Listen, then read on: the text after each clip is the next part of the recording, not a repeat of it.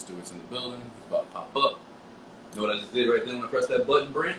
What do you do, Trey? I hit it! How did we even get here? Cause I swear I don't recognize shit here. Boom! There it goes. What up, guys? What's happening, Stu? Chilling. What's up with you, man? Trying to get my fucking phone set here. I gotta take one ear out. Try to hear everything. The technical issues are real.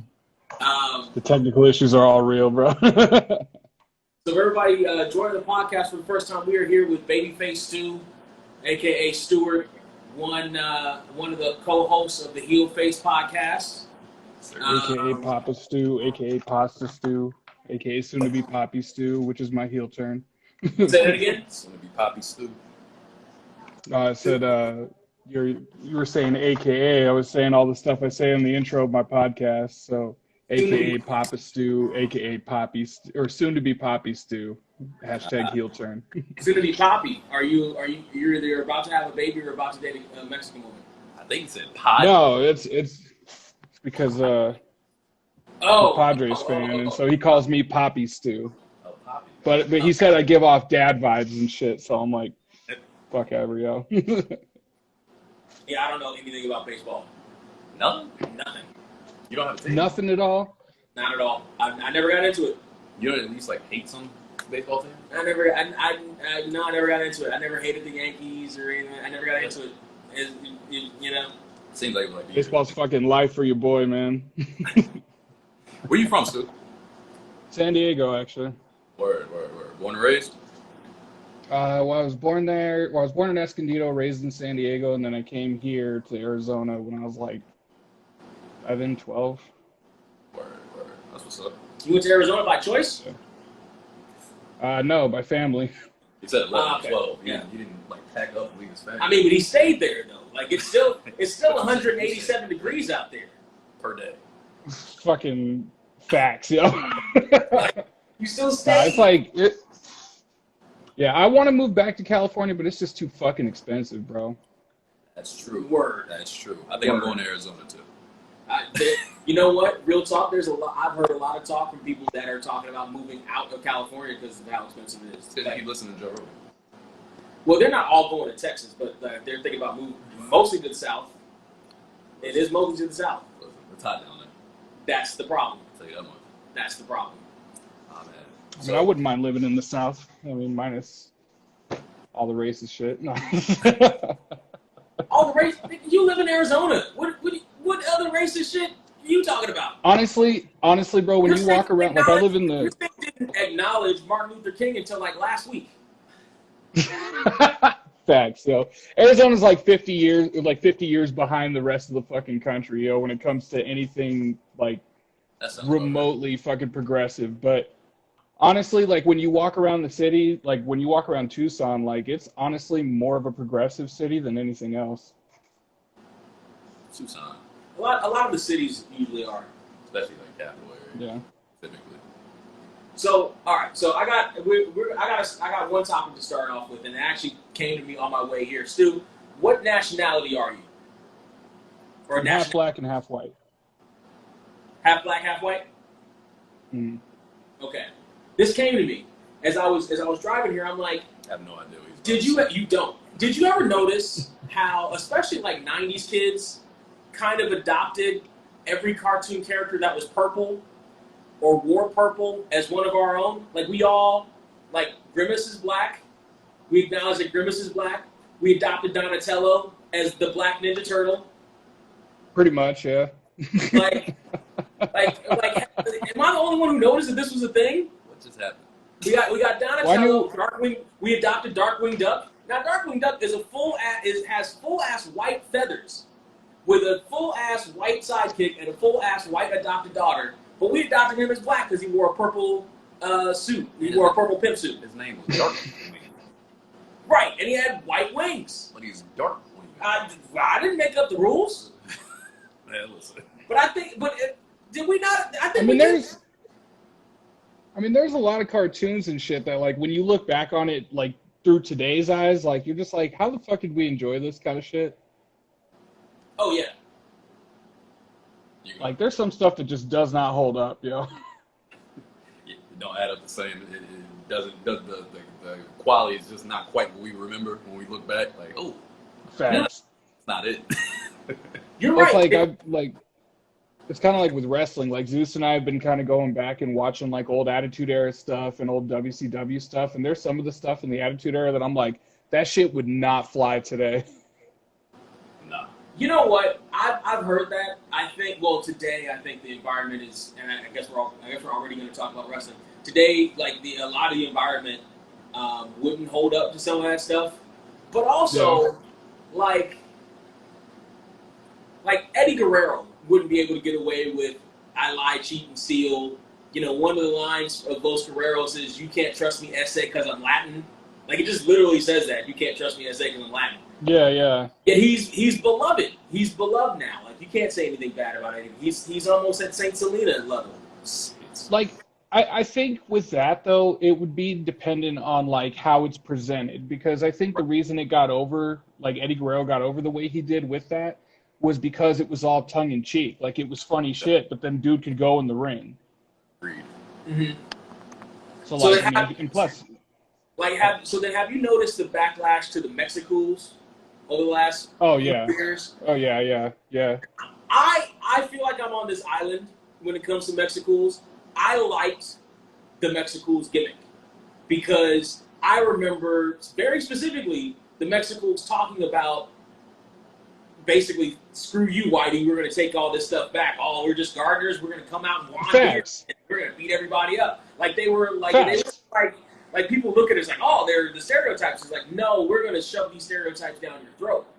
Was the original goal. Then they became jobbers, but big facts. But like the whole Mexicools thing, or like when it comes to anything that's like that people see a picture of it and take it completely out of context, people get mad about everything. Like the whole DX going blackface, like I still revere that as one of the funniest fucking things I've ever seen on television to this day. Couldn't agree more. For years. I agree with you.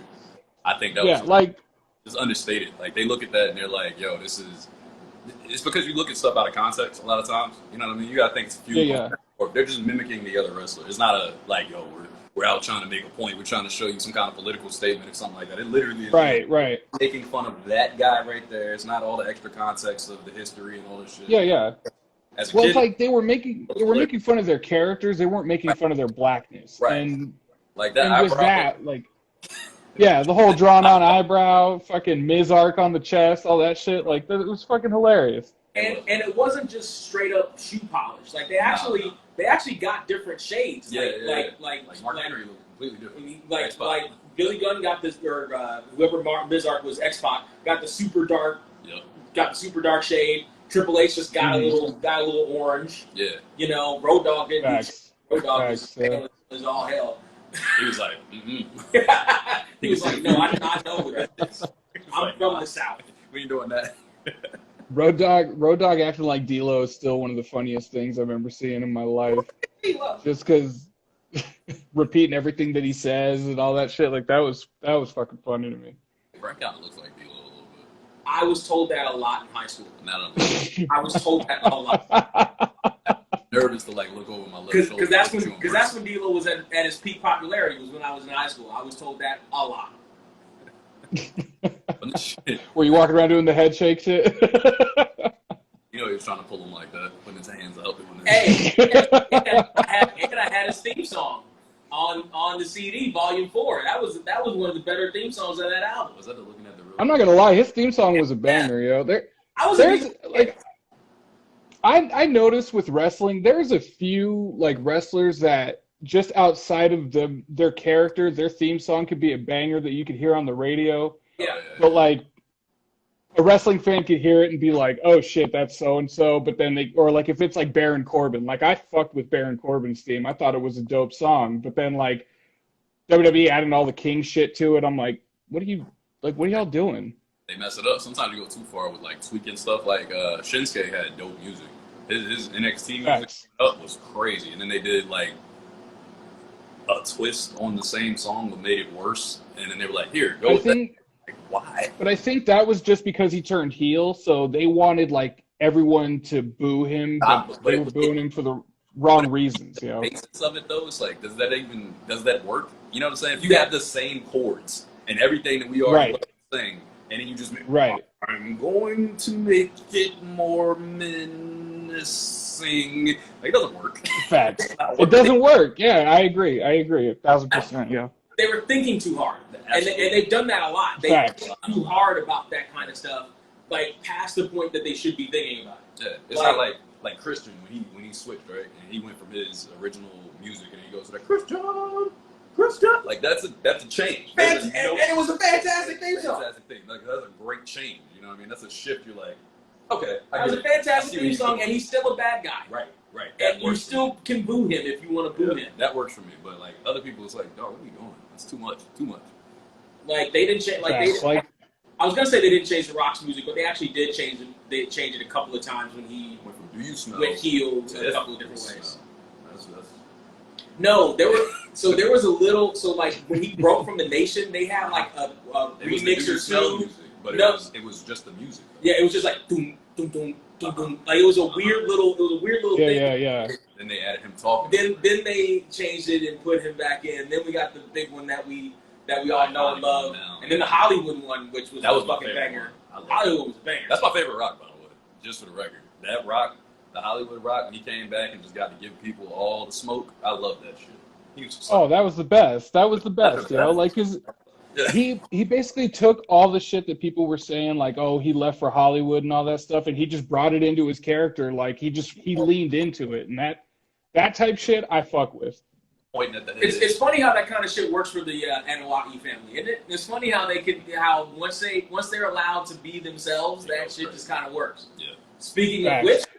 Since we're already here, and as we're recording this, and as you're seeing this, we're days away from the biggest party of the summer. We're talking, of course, about Summerslam. We're actually doing a Summerslam watch party here. That was a little bit more Vince McMahon than Michael Cole. I thought you were going. I was trying to go Michael Cole, but my voice doesn't get that whiny. That was definitely Vince. I was like Vince like 95. Vince like announcing SummerSlam was the best shit though. Welcome to SummerSlam! Like all that shit. It's the best. Vince as an announcer was so underrated, yo. Like he didn't know dick about wrestling, but that dude was severely underrated as an announcer. And you could tell when he didn't know dick about wrestling. That what a maneuver? Facts. the Vinceisms. You know, body slam Vince? Right. Yeah. What a maneuver, and then 1, 2. Oh no, he kicked out. All that shit, like. 1, 2, did he get him? He got him. Let's go up there. Oh, no, he didn't get him. He didn't. I'm sorry. I came my pants over. So SummerSlam. You can project us. Let's do some. Now that I'm doing the Vince McMahon voice. You gotta relax. Let's do the. Let's get some SummerSlam predictions going here, kids. I'm ready for this. I haven't watched wrestling in so long. This is gonna be great. Let's get some SummerSlam predictions. I legit stopped watching Raw. Like legit. Oh. I just listened to podcasts to hear like what happened. And if some dope match happens, I'll go back and watch it. But sitting through 3 hours is a fucking chore, yo. I can't do that shit. Pretty much the same. Especially when it was through a pandemic. There was no crowd. It was like, bro, I'm not doing that. What? And especially when there's nothing to watch. Like, it's just it's trash. Like the only thing I watched during the pandemic really from WWE was Randy Orton's segments for that stretch. It was like a stretch where he was just going crazy. I watched pretty much all of those on YouTube though. Not actually watching the show. I watched them on YouTube. And then I fucked with those, yeah. Yeah, I didn't watch much more than that, honestly. Like I'd watched some of the Hurt Business when they were still together and they were like functioning. Hurt Business was the best thing on that show. I enjoyed that a lot. Hurt Business was the best thing hands down in WWE in like the past year outside of Roman Reigns. And like it's like Vince sees something that's working for the crowd, but if he doesn't get it, he's just like, yeah, we're going to get rid of that, pal. Like, I'm like, what the? WWE, it blows my mind, is like the only wrestling company I've ever seen that is actively going out of their way to piss their wrestlers, their workers, and their fans off at the exact same time. Which, by the way, is the working model for YouTube. So YouTube just copied what WWE did. It was like, oh, that seems to be working for them, pal. Let's just do it over here. Facts. That's what we're doing wrong. What? We got to piss people off. Remember when I was saying focus to the audience every week? That's coming back. You told me to stop it. That's coming back. I was telling people that energy is coming back. You're getting tired of it. That energy is coming back to YouTube. I told Brent he wouldn't listen. I found a few new channels. That energy is definitely coming back to YouTube. I'm there, man. I'm there for it. Finn Balor versus Baron Corbin. Who you got, Stu? Finn Balor. I mean, I know they're doing this whole Baron Corbin thing of like everyone's feeling bad for him. Me personally, I feel like this is going to a babyface turn for him. So I think they're just going to continue shitting on him as much as possible until something big happens with him. Plus, Balor being on this whole thing of like, I was screwed out of the Universal Championship and all that. He just needs to come out there and just beat the shit out of Corbin, in my personal opinion. That way, you put sympathy heat on Corbin, but also you're like, oh shit, Balor's got a fire under his ass kind of shit. You know what I mean? Mm-hmm. I think, you do now have the Big E element since Baron Corbin stole his briefcase, apparently. Although I don't think I'm gonna be so pissed if he cashes that in. I don't think that's actually gonna play into this match. I think what will happen. He stole Big E's briefcase. Who won Money in the Bank? I have no idea. Big E won it. Big E won. But he stole Baron Corbin? Baron Corbin stole his he stole his briefcase. I don't think that's going to factor into this match. I think they might continue with the Baron Corbin thing. I have really, for the longest time, never given fuck number one about Baron Corbin one way or the other. I didn't fuck number one. I have not. I looked at him as a heel or liked him as a face or cared. I gotta say, I do have to say though, like, because I agree with you, but with one exception. When he came into NXT and his whole character of all of these guys worked 10 years to get here and I got a phone call. Like that shit, they should have brought to the main roster. I agree. I was going to say the same thing because, like, when he was the lone wolf straight up on NXT and he came out, first couple matches, he hit that move for the first time, you like, fair. What a maneuver. Facts. That shit, the first time I saw the End of Days, like because he had like the jobber entrance in that show. And so to wrestling fans, you're like, oh, he's going to get beat. Then he throws the fucking End of Days on somebody. You're like, what the fuck was that? Bro, that match lasted 45 seconds. And that's even that long, to be honest. And I was like, oh, this dude's a monster. I was like, this is about to be lit. And then as the weeks went by for a while at NXT, I'm like, okay, yeah, he's legit. He's legit. So, like, I loved Baron then. And then as soon as they brought him up to the main roster, I was like, kind of iffy the way they were using him. And then they just started pushing him crazy. Like, they pushed him way too crazy. Yeah. And then they tear off and turn him into, like, that, what's the Olive Garden waiter? He was the Olive Garden waiter. He was the GM, right? Constable Corbin? Commissioner Corbin, or whatever the fuck his name was. Yeah. General Manager Corbin. I hated it, but not that good hate. It felt like such an energy sapper. Yeah, it wasn't like it zapped all this energy from everything. Yeah, it was not heel heat. It was like, why is he on the show heat? Like, just get him out of here. Facts. Exactly. Big fucking facts. That's the Corbin I'm most familiar with. Me too. And that's what they presented to us. Did you give your prediction? Probably Finn Balor. I'm on Finn too. You know, they might give it to Baron, but probably Finn Balor. I think everything you said is accurate. I would definitely say Finn, especially with him coming back to the main roster and then kind of playing him since he's been back. I think it wouldn't have made much sense for him to get pulled up that way again to be used the exact same way they did him the first time. So I'm pretty sure they're going to push him in this particular run. So. Now, the smart thing to do would be to give him this win and more big wins so he can be a nice little stopgap for whoever the champion is leading up to Royal Rumble or Mania. But that's the smart thing. WWE doesn't always do that. I had the thought that I would have Balor end up facing Roman at the Royal Rumble for the title, but lose to Roman. Because then you start building that whole thing of every time he gets a big match at the Rumble, he loses. That way next year you put him in the Rumble and he wins it. It becomes a bigger deal. Listen, pal, that's long-term. It's not going to happen. It's not going to happen. That sounds like long-term booking, pal, and we're not. Booking is for we don't do that, pal. We're an entertainment company. That's fair. We make movies. That's fair. Facts. Yeah, but they have a movie network. Oh, my gosh. Speaking of trash. And horrible booking, Eva Marie versus Alexa Bliss apparently is on this card. I go first. I don't care. Go ahead. Yeah. All right. I also this is the bathroom break match. I also give a fuck number. Facts.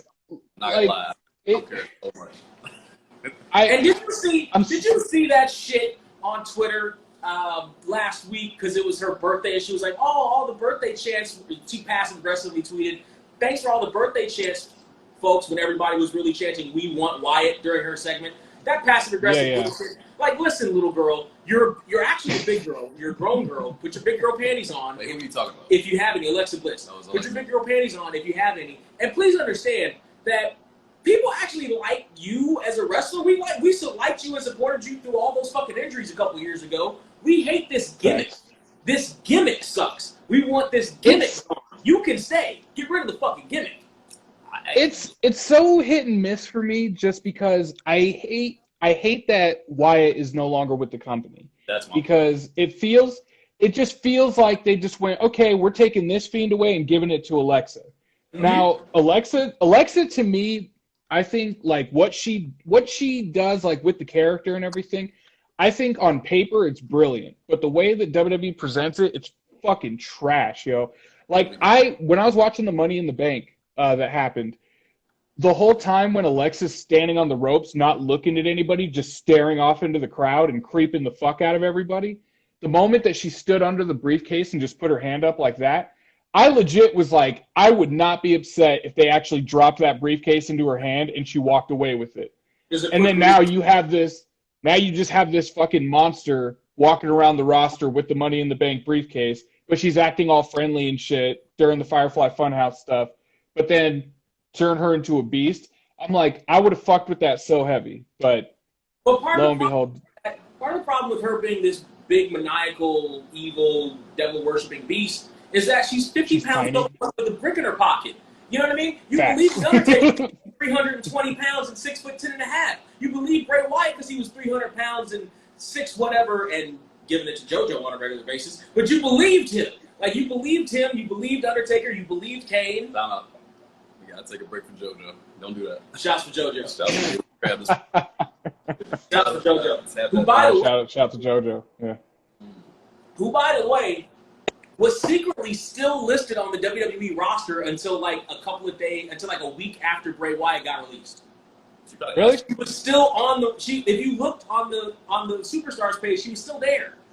So I don't know if she was still collecting a check, if she was still officially on maternity leave, or what. But she was still collecting. She was still on the page. To the point, real quick though, before I forget this. This is not about JoJo. Until that Saturday. This is about JoJo. So they did this same exact thing that they're doing with Alexa Bliss right now with Carmella, with Enzo and Cass, because they took the gimmick that they had that was working, and they were like, we're gonna get rid of all the guys. Wow. And give it to the lady. That's true. It's their gimmick. You know what was funny is when she was with Enzo and Cass, I remember all the time when I would see her, the moonwalking and all that stuff, I remember being like, she is like the epitome of New Jersey in a person. Mm-hmm. Because she's drop dead gorgeous in my opinion, and like the girl can work, but that voice is just she's gonna make Corey Graves' life real long with that voice, yo. Need these two? I'm good. Oh yeah. I think you. I'm talking about back when she was with Enzo and Cass, because that whole thing worked. But like again, it's like WWE will take something that the fans organically love, and they're just like, "Oh, you like that? You like that, pal? Bang!" You know, like. Facts.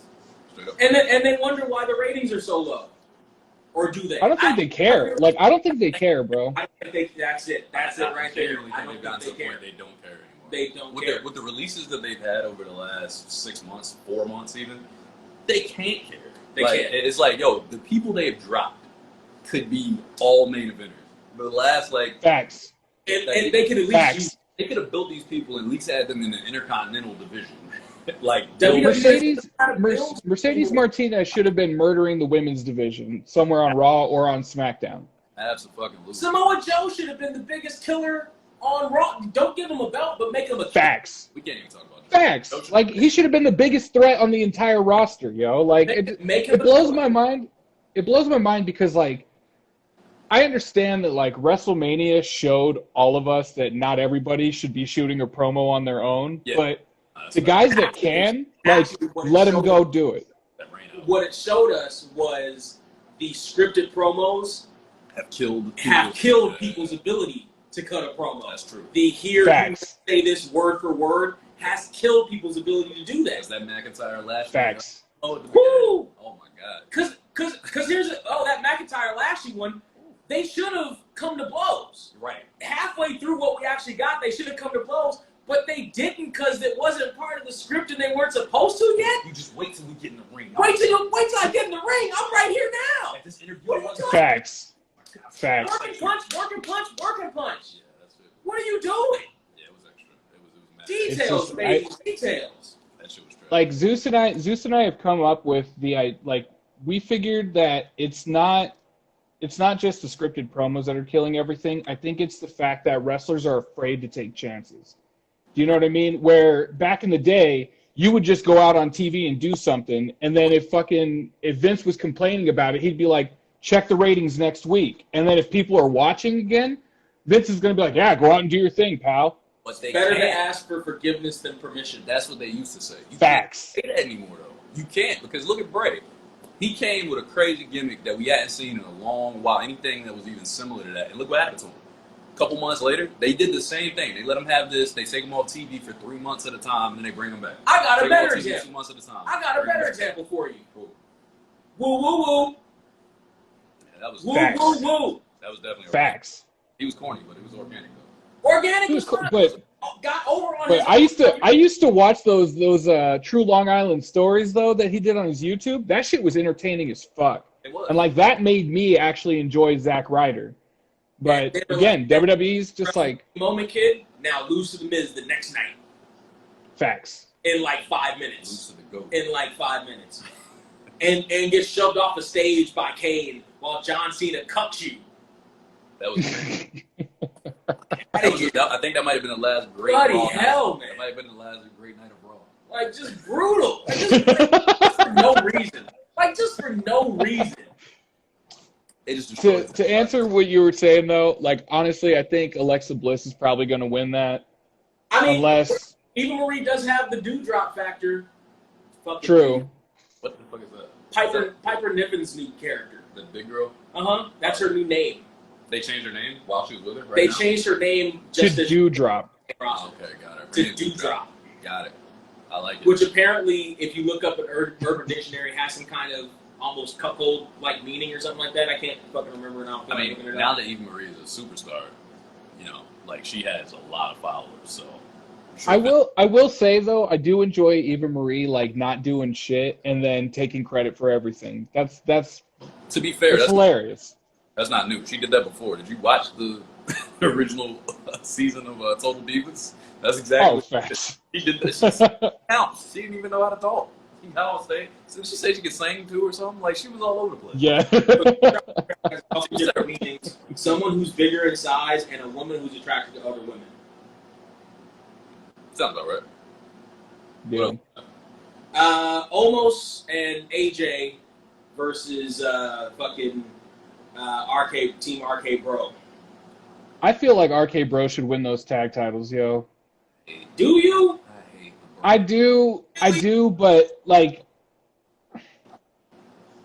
I don't know. I enjoy RK Bro. Like the whole thing with Matt Riddle while Orton was gone, sitting there doing stuff in dedication and talking about Orton like he died.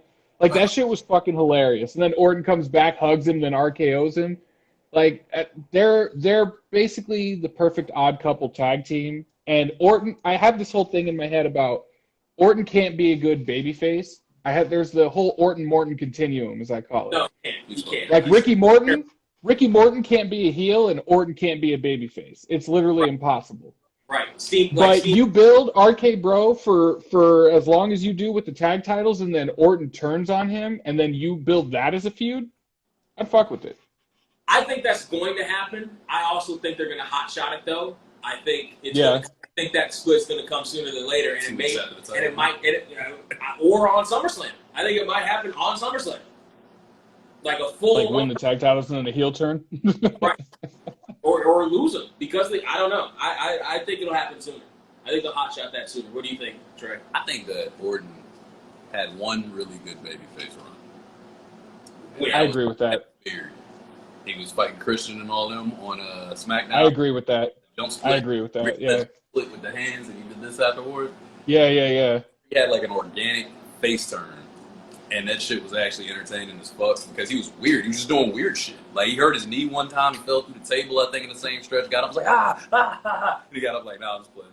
I'm good.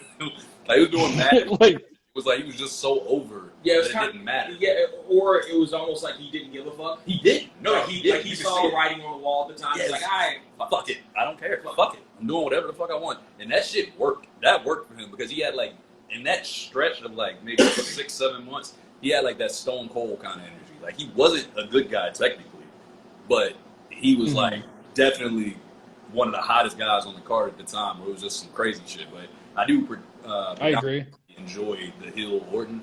I agree with you because I think Amos can't really move at all still. Like, he can do some stuff, but from what I saw, I only seen one match of his, though. I watched something, what was it, WrestleMania where they fought? Or where he did anything?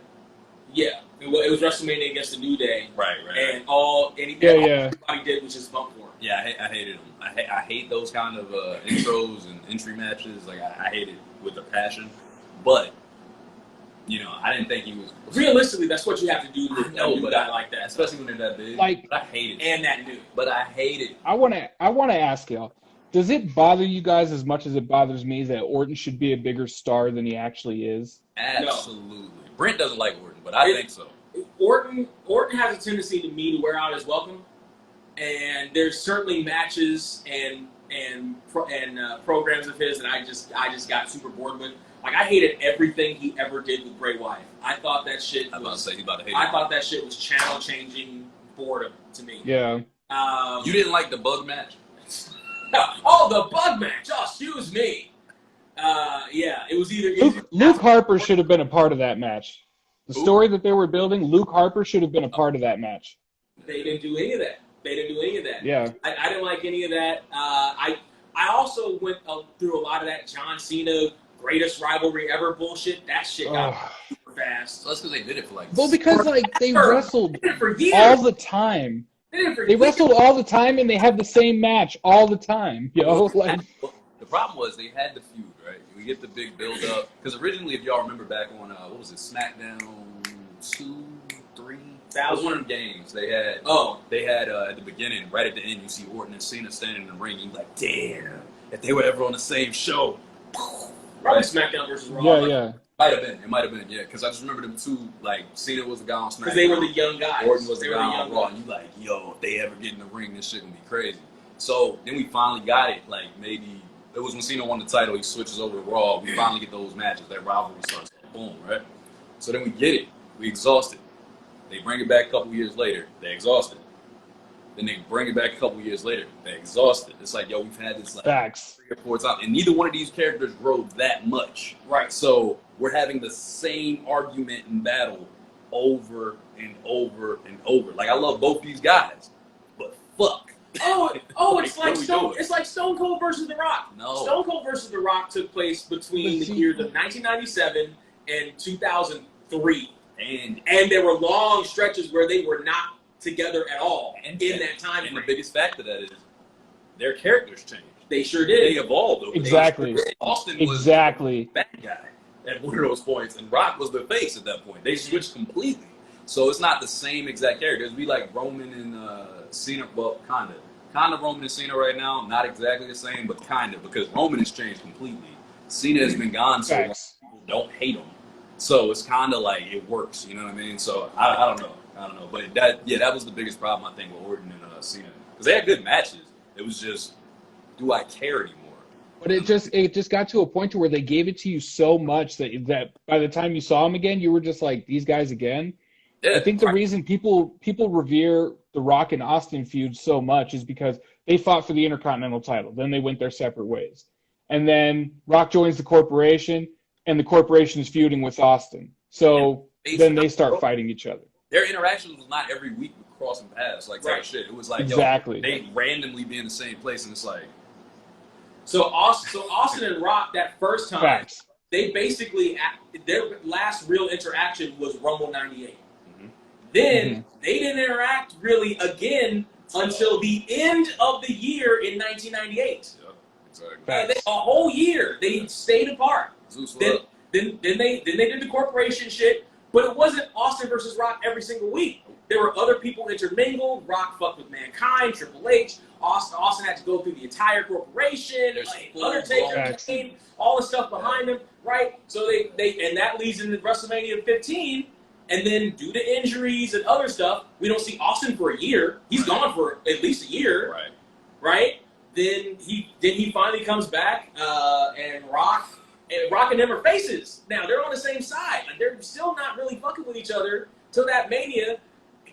What was it, 17? And then Rock takes off for over a year. So they're not always in each other's shit. Nah, and it was like, again, it was full blown storylines in between with other people that were like exactly and like deep. Right. You know what I'm saying? Like, The Rock and Mankind wasn't just like some bullshit. The Rock and Triple H wasn't some bullshit in between. That was like a real rivalry that you were like, damn, is this Trump, him and Austin almost? I think this is better than what we got from them before. So then the next time they come back, it's like, okay, nah, they are the better rivalry. When I see them together again, this is actually better. Then you go away, you're like, oh man, now The Rock is fighting this person or that person. Like, the rivalries were just always bigger and bigger and bigger to a point where you're like, when I see these two together, you just feel them growing. It was like, and they saved them for Mania. It wasn't for that's what I'm saying. It wasn't for over the limit or bragging rights or whatever the fuck we got John Cena versus Orton 86 at. Yeah, it's like Goldberg, right? His build in WCW, you just saw this colossal person coming, right? He was going to take Hogan for sure at some point. They had two of those building, and they knew how to keep them separate. So you're watching this shit, and as a fan, you're like, exactly. Yo, when these motherfuckers collide, it's going to be the irresistible force meets the immovable object. Like, boom. That's big storytelling. You know what I'm saying? Zeus in the comments, long-term storylines is what's best for the business. Facts. That's what's best for business. But they don't big care. Facts. Speaking of long-term storytelling, how about this long-term storytelling? They're the two of them three-man band. Drew McIntyre, Jinder Mahal, two of the three MVs. Long-term story. They were brothers. They were brothers in air guitar, and now they're clashing over a sword. I don't know why I said unless Heath Slater is the special guest referee. They're clashing over a sword now, don't you know? Pause. They're sword fighting. Pause. I'm getting another drink. Pause on the sword fight. Pause on the sword. Stu, what's your prediction on Jinder and Drew? I feel like if they're trying to keep Drew out of the title picture, they're probably going to have some fuckery in that match. Like, I don't know, I forget the names of the Jinder's dudes that are with him, but I feel like they're going to be a factor in that match. Because, again, WWE has this tendency of distraction finishes and disqualification finishes. Like, I don't know why. Like, I'm like, why? Mira, por qué? Why? You watch Ups and Downs from what culture? I do. I just watched the last one from SmackDown. They're up to 91 distraction finishes for the year. You hate to see it. They're up to hate to see it. 91 in 8 months.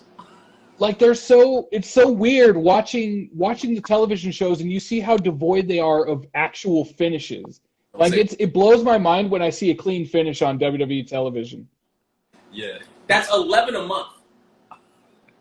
That's 11 a month. Yeah, that's crazy. Facts. That's 6 per show. That's 5.5 distraction finishes per show. You're not counting NXT. You're cheating. I'm not counting NXT. Don't do that. You do it right. 91 I divided by 8. I don't think he counts no, NXT. Does. He's counting NXT. Does he count NXT? There's no way they did 91 between Raw and SmackDown. Stop it. Fine, let's do 3 then. That's still 4 per show. Okay, that's acceptable. No, it's not. No, it's not. Not even a little bit. Ash, what up? Now, mind you, I'm sure that doesn't count 205 Live and main event. Oh, see, nobody watches that. Nobody watches that. It's not within canon of the rest of the company, yo. I watch that every week. It sure ain't. That's my whole thing. It sure ain't. That's the only thing I watch. Really, who's on 205 Live? The dude with the umbrella. How many of 205 Live people literally just got released? Nah, it was this past week. The umbrella dude. And they were on 205 Live this week. The day they were released, they were announced to be wrestling on 205 Live this week. Billy Kitten's on 205 Live, man. What you talking about? And moving to. So Drew and Jinder, who's gonna win? I feel like it's gonna be Jinder by some fuckery. Can't hinder the Jinder, yo. The GOAT, obviously. Who else would have Jinder Mahal? Do you have to ask? Of course it's Jinder. So here's the thing. As much as I think this will not help Drew to lose this match, I think you're right. I think they are going to try to keep him from the title picture at least for a while. Gender needs it. And also, I think they're making up for another push into the foreign regions. Don't do that. Don't do that because he's the GOAT. Don't say the foreign regions. Because they just have a new one, WWE India. Like they just did a new show or have a new shit over there. Trey, I hate to break your heart, bro. I hate to break your heart, but do you know the only reason they put that WWE Championship on Jinder Mahal? Not say what you're about to say. No. The only reason they put that championship on Jinder Mahal, it wasn't for the India thing. It wasn't for trying to get into that market. Because if it was that, they would have done it differently, and they would have actually made him a babyface. They only put that title on him just so when he jobs out on television, they can go, so-and-so beat a former WWE champion. Listen, man. I'm just saying, bro. I'm sorry. I didn't mean to break your heart. I'm just saying, bro. You didn't need to talk about the GOAT like that. That's a hot take. I took that personally. You know what? When I text Jinder what you just said, he's going to take that shit personal, just like Michael Jordan. That's a hot take. It's not a hot take. He's like, and I took that personally. What's next? I'm just saying, like. Listen, man. Y'all going to stop hating on the guy. I'm not hating. I'm just being honest, yo. I'm a realist. They're all sucks, but I think they're gonna give. I think they're gonna give it to him. I don't think Jinder Mahal sucks. I think his finisher sucks. I think he needs a more devastating finisher because that dude's fucking huge. Finisher's trash. He's humongous, and like that dude could be a bigger star if he had a more devastating finish. Like I would buy a power bomb over the Kalash, like straight up. No, I do think Jinder sucks, and here's one of the reasons why. So just before they gave him the belt, do you remember that best of, I want to say, 7 series he had with Sheamus a couple years ago? Yeah. That's when they started like putting him back on TV, and people started noticing, oh, he hit the steroids a bit. Those matches sucked. And I'm like, I like Sheamus. I want to see what Jinder can do. And I went in with an open mind. I'm sitting there like, no, you didn't. I'm like, this sucks. You didn't go in with open. I'm like, this fucking sucks. Because like, this should be Sheamus. good. And I think the last did that. I think the last was the last one like I forget what it was. But I'm like, this match sucks. This shouldn't like. Why does this suck so bad? And they gave him. I don't think Jinder should have been a heel when he came back.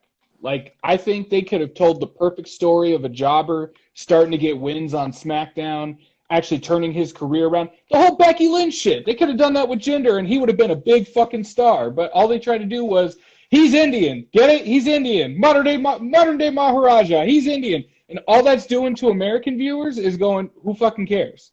I cared. Do you know what I'm saying? I cared still. Well, like, you cared, but I'm saying, but like for the majority of people that watch the show, they're just like, boo, hiss, who cares, right? Those don't care. They don't matter. To be fair, he did pull off a really big heel move by bringing Lily Singh out to dance with him that one week when one of the was missing. Bringing fucking Lily Singh out there of all people. Wait a second. Don't you just try to no. You guys aren't gonna say all that about them. United States Championship, Sheamus versus Damian Priest. No, we're not going there yet. Listen. I met this man in person, okay? He was on a Delta flight with me. Fantastic. We got delayed. Okay. And I saw him, JBL. I don't know the rest of This the is an people. awful list so far. This is a list of shitty fucking wrestlers. Jinder had just gotten back. He wasn't even on TV yet. Who else was with them? Jackie Gator? This is a list of fucking awful wrestlers. This is not your story. It's not even your turn. Shut up, Skip. That's my turn. What kind of list of wrestling luminaries is this? God damn it, it's my turn. Listen, he was on that plane. You know what I said to him? This is before he won the championship when he first got back. I said, you know what, man? Tap him on the shoulder. Because he tried to get VIP. They wouldn't give it to him. Man, 6'7" or something like that. They would not give him the VIP. He had to sit back there with us. And when I walked by him on the plane, I tapped him on the shoulder and I said, welcome back. And he said, I'm going to remember you when I become the champion. Again, did you get a lot of pus on your hands from all the back knee that he got from those cheap steroids he took on his comeback? Why is your voice in my mouth? He took some of the cheap steroids. I don't understand why you're talking to me. Anybody can take. Why are you talking to me, though? Sheamus versus Damian Priest for the U.S. Championship. Shouts to the GOAT. Who's winning this, too? And I feel like that's going to be Damian Priest. What'd you say? I think it's going to be Damian Priest. U.S. Championship. Oh, yeah. No, it's got to be Damian Priest. You think they're building? For the Bad Bunny show? I think they're just going to give it to Damian Priest just because they're like doing a slow burn kind of build with him, but just doing it wrong. Because like they gave him the Bad Bunny shit at WrestleMania, which that put him on the map to people who were watching for Bad Bunny. But then they take him off television. But then he comes back and he starts fucking trying to be a hero and shit. But like he's a huge fucking dude, and the dude's cool as fuck. Was he injured at Mania or something like that? And that's why they took him off like immediately after. I think so. I think so. I don't remember. That's why Bad Bunny did as much as he did in that match. First off, Bad Bunny's the GOAT. Bad Bunny, because realistically, Damian Priest should have done a lot more in that match. Stu, I got a question for you. What did you think about WrestleMania? Honestly, I was surprised, but in a good way, because like we all know as wrestling fans, like when you see a celebrity come in, they might do one or two like the most simplest moves, like a terrible clothesline or some shit. But like Bad Bunny jumping off the top rope and actually putting in effort like he did, you could tell he blew up just because he wasn't used to being in a match like that. But the fact that he put effort into actually fucking wrestling, props, yo. Mad props for that dude. I agree. Brent hated it every second. Jackie Gator put effort into wrestling too. That didn't make her. Why do you keep mentioning Jackie Gator? What does that have to do with these goats? Didn't make her main WrestleMania main eventer. That's all I'm saying. I'm so mad at Jackie Gator, yo. All I'm saying. You know what? Justice for Charlie Haas. So. Facts. You think Damian Priest is gonna walk away with the belt? I got Damian Priest because like Sheamus has had it before multiple times and he doesn't need it. Damian Priest being an upstart. Yeah, are they really doing anything with Sheamus at this point as IC champ or US champ? Wasn't he not really even defending it for a while? Yeah, I don't think. Well, he had a broken nose for a while, I think, and he was wearing that mask on his face. I think he's still wearing that mask, but like his whole character of I'm just gonna fight everybody, I fuck with it. Like I honestly believe Sheamus should have been the one fighting McIntyre at WrestleMania. Like the way that story built, like I feel like Sheamus should be in the upper card level at this point because dude's a fucking huge threat. Like he is a huge threat. He should be out there fucking trying to fight Lashley and trying to fight McIntyre and trying to fight these guys in the top, right? Isn't that usual for WWE though? Where they'll build an international fighter and they'll give them a title in certain areas and then they just completely shit on them like they don't matter anymore. Isn't that normal? Facts. Like that's what they do. And then they'll randomly out of the blue get another title run. The only American wrestler that I know that gets that same treatment is The Miz. He's the only one I know that gets the same treatment as the international guy. Big facts, yo. Big facts. Out of nowhere, he has this amazing run, and then he's right back to the shitty mid-card area where you're like, is he going to win? Is he going to lose? Is he anything? I don't know. I think because they just like The Miz to do the publicity shit.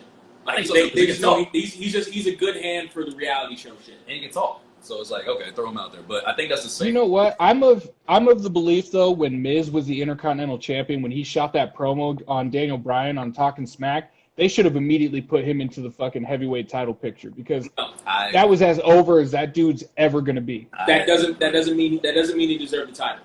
That was the Miz's best work ever. Brent's a hater. That was the Miz's best work ever, and it was good.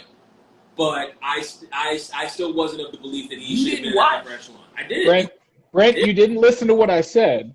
I said he should have been in the title picture. I didn't say he should win the title. Yeah, because they put him right back. I think he should have just. Fair enough. But I still think Intercontinental fit him better at that time. But you don't like The Miz. And not really. I mean, so there are points, like I said, like that. Like when did you think that The Miz should have been in the title picture at all? When did you ever actually consider? There were 2 points in Miz's career that were his best points. That Intercontinental run, which you just said you didn't think he should have been there, and not in the heavyweight picture, not in the heavyweight picture, and when he weaseled his way into the main event at that one WrestleMania that he main evented with when he was with Alex Riley as his second, I think against Cena. He did good work then. I don't know who was producing this shit, but he did good work during that time period. So those are probably the 2 best periods for The Miz. This guy just listens to radio records. He's not a deep cut. I can tell by the way he's talking. For the U.S. title match, I think the biggest thing I'm going to look for is how Damian Priest wrestles in this match. I'm looking for the performance out of him with a guy like Sheamus. Does he wrestle?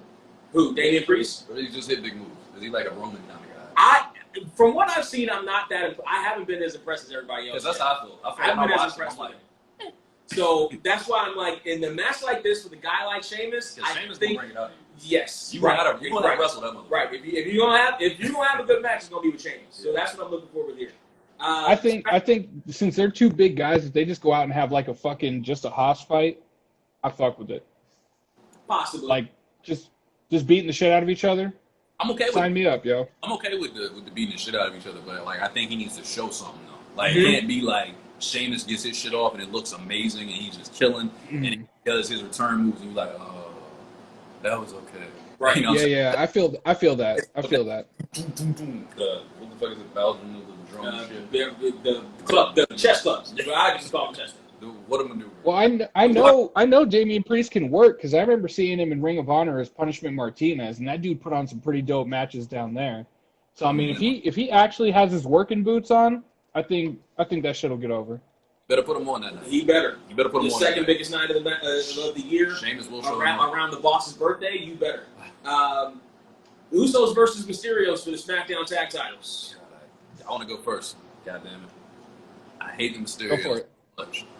And I want them to be off TV forever. I'm sick of it. And I love them as a team. I'm honestly Dominic, really. I love Ray still. Kinda. I'm honestly feeling Dominic is going to turn heel on Ray soon. Really? I feel it. I feel it because hold on, hear me out. Wrestle it 2 years ago. They've been doing all this shit on TV of Dominic making rookie mistakes, and then here's Mysterio drawing him down on TV, right? Like a dad. And so he's always like, yeah, Dad, I hear, I understand. I think that continues because I think the Usos are going over. But I think he's going to make another rookie mistake, and then Mysterio's going to continuously keep doing this to him until somebody gets in Dominic's ear and be like, you shouldn't deal with that. I understand your dad's a legend. Mm-hmm. Like almost like a petulant child type thing. Stu, where have you gone? You from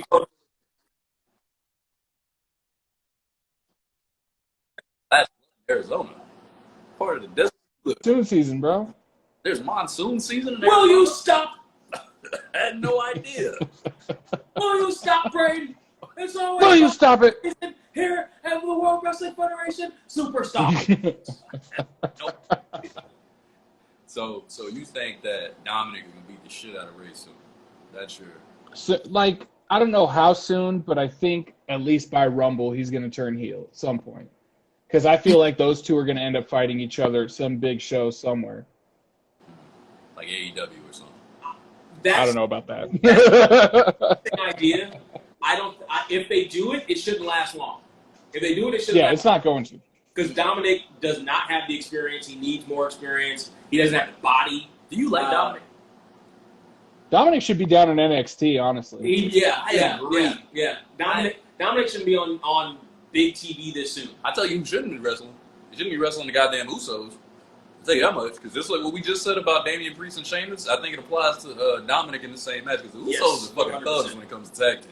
When it comes to tag team shit, these motherfuckers can go. Like, you want to fight those guys? Those are the guys you want to put him in the ring with. That's not it. Facts. To me, the Usos in this era are like Los Guerreros to me. Like, they're that kind of, like, caliber of wrestlers. Dominic's uncle and father. Listen. Yo, I'm going to grab another beer. Dude, I don't... Yeah. Brent over here saying he's not here. He said he's grabbing a beer. Give him a second. Why are you running through the... Well, I can talk. I can still hear you. I haven't mentioned. Calm down. Can I give my prediction on this match yet? I haven't even gotten my prediction for this match yet. I think the Usos are going to retain. Yeah, they should. If for no other reason than to shore up Roman's bloodline faction some more, so they can go back to it. There's no reason for them to lose. Yeah, there's no reason. No, I mean because they're not really focusing on that right now. Now that Cena's back. They need to go back to that. There's no reason for the Mysterios to have the tag titles unless they're really trying to build Dominic like that. I don't know. I don't know that people. I don't know that people believe in Dominic that much. I don't. I've heard a lot about that. I've heard a few friends of mine who don't believe in dominance. I was impressed with him when his first match because I was expecting just the lowest of the low. Mm-hmm. But like how he works the way he did for that first match that he did, plus the whole beating he took from fucking Rollins and Murphy with the whole caning and shit, I was like, that's his end to the business right there. They just beat the shit out of him. What's that? Beating he took from Brock? Yeah. Brock beat the shit out of the kid. I just loved every time. Facts. I'm trying to help him. Yeah. And Brock looking at him like, I beat y'all with one arm, literally. Like, get the fuck out of here. So yeah, I don't see any reason for the Usos to lose. They shouldn't. I don't know. You know who dominated? They shouldn't. Like Eddie. Didn't I tell you, Joe? I said just relax. His grandfather Gory? I was talking about body type wise. He looks like Goldberg's son a couple years ago when he took his shirt off and he got on his shoulders. He got that kind Facts. of. Yeah. I don't want to see that. Dom has no physical here, definition at all. He can do some cool shit because his dad can do flips and shit, but I'm sick of it. I mean, but his dad didn't get big until he took the shit when he came to WWE either. After he caught a body. Like Eddie had no body either until like 2003 when he came back. So That's true. Like Eddie was cut back in the day. Like Eddie in WCW, he was really cut, but he wasn't like built huge. Yeah. Like that wasn't until like 2002, 2003-ish. Right. Stop calling him with that. Even his adopted father, Ray, was skinny until he came to WWE. What's next? Let's get to next. Edge versus Seth Rollins. Edge versus Ooh, that's gonna be good, yo. Becky Lynch. Stop that. You lost him some money. He lost me some money. He was playing for charity. That nigga lost me $10,000. Him and his boring ass girlfriend. We don't talk about that. Brent lost them some money. It was bad. You hate to see it. You're damn right you do. I don't know about that one. I need to hear more. Y'all got to talk for a second. I need to know what's going on because I don't know who's doing. So I'm torn on this one because like I'm enjoying Seth Rollins' character of the whole running his mouth and how, you know, you just need to basically drink the Kool-Aid and all that shit. Like I fuck with that so heavy. But Edge as like a pissed off babyface, I fuck with that too. I expect them to have a fucking excellent match. I think that's gonna steal the show, to be honest. I couldn't agree more. That match better be dope. It could. How could it not? There are a couple. Honestly, I would at least one other match on here that could steal the show. Have we read it already? No, not yet. We're getting there. All right. Keep waiting. Me personally, I want to see Rollins beat the shit out of Edge and do an injury angle and stomp his head into a chair and actually fucking get him off TV for a while. Violence, dude. I like he might end up leaving TV for a minute. I think Edge needs to win more after Mania. Yeah, I agree with that too. Yeah, I think he needs to win more. I think so too. Because how can you keep having him be like in the main event picture, like realistically, after being gone for so long, losing all the big matches you have, and then continuing to stay around the title? Like, how do you do that? We'll get to a match where that's happening, but yes. No, but I'm saying for him though, how do you do that? Yeah. When you've been gone for like, how long have you gone? 5 years, 7 years? Seven, 8 years. 7 years he's retired. Yeah. He comes back and he loses. Yeah. I think he won one of them, right? He beat Orton. I think the first one. Like as much as I would love for Rollins to do that, I think Edge is gonna win because after seeing Rollins like lose out on an opportunity for the Universal title and throw a petulant child fit, I think we need more of that. So I think Edge should beat him. And not even by a spear or anything. I think it should just be like a quick roll up, 1, 2, 3.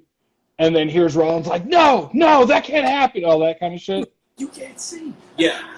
And what that also does is that brings Seth down a little bit in quote unquote rankings and keeps him away from Roman for a little bit longer.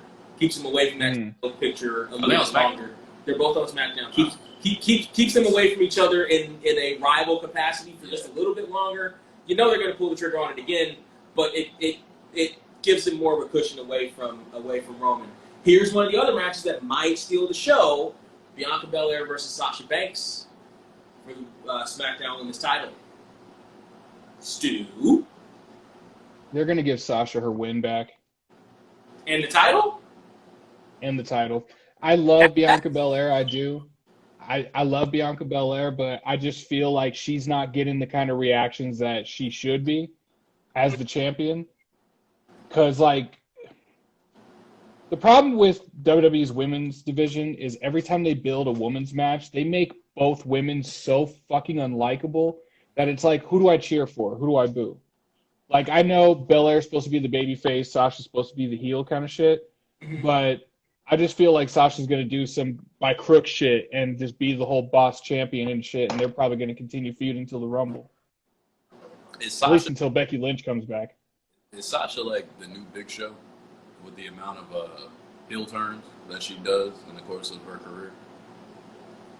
I mean, she's better off as a heel. Still?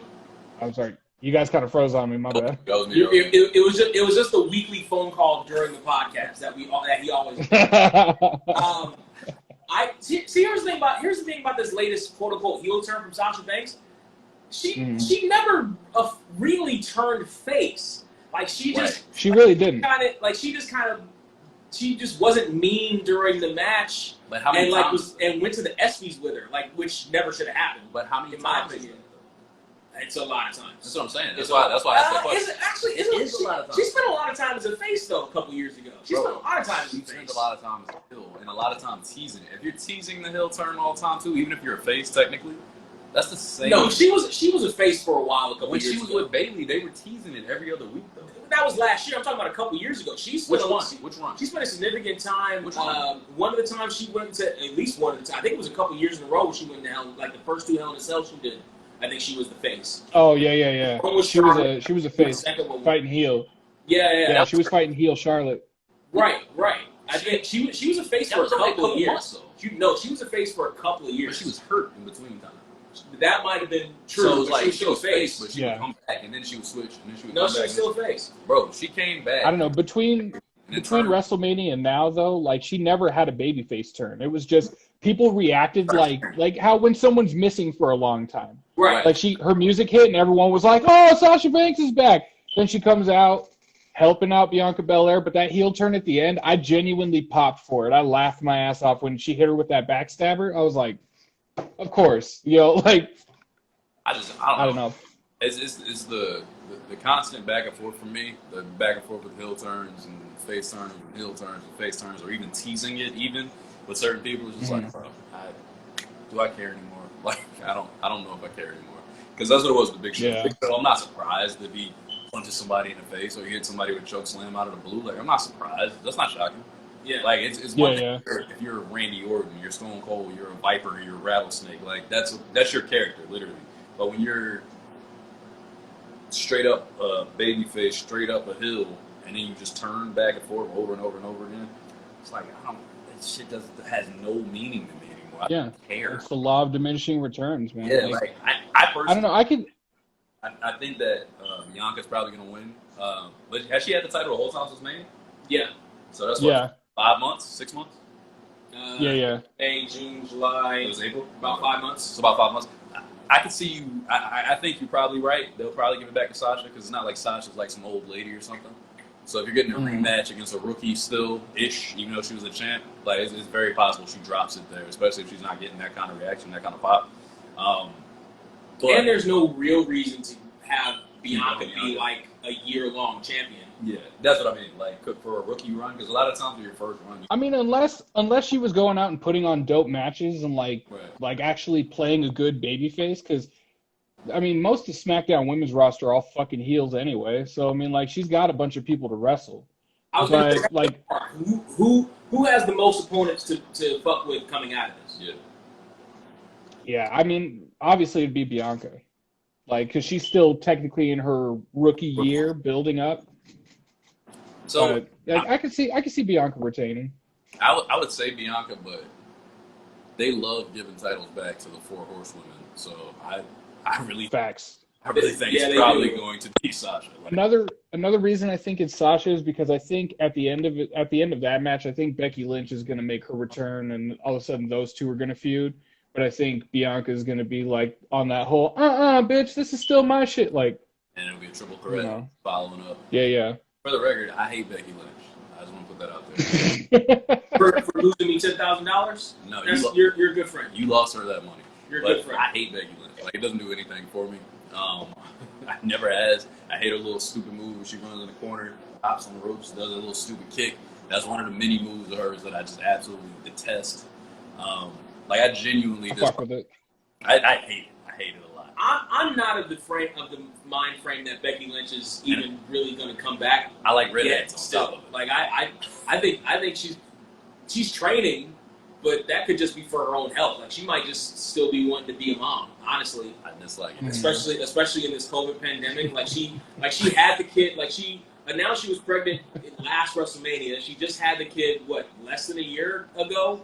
A lot of moms, doctors say if you can keep that year to bond with your baby. I don't even know if it's been a full year yet. I think she should be extremely cautious and take as much time as she needs away from the WWE. Speaking of who should take as much time away from WWE as they need, Bobby Lashley versus Goldberg. Bobby Lashley should murder that old motherfucker, yo. Like, I feel like, goddamn.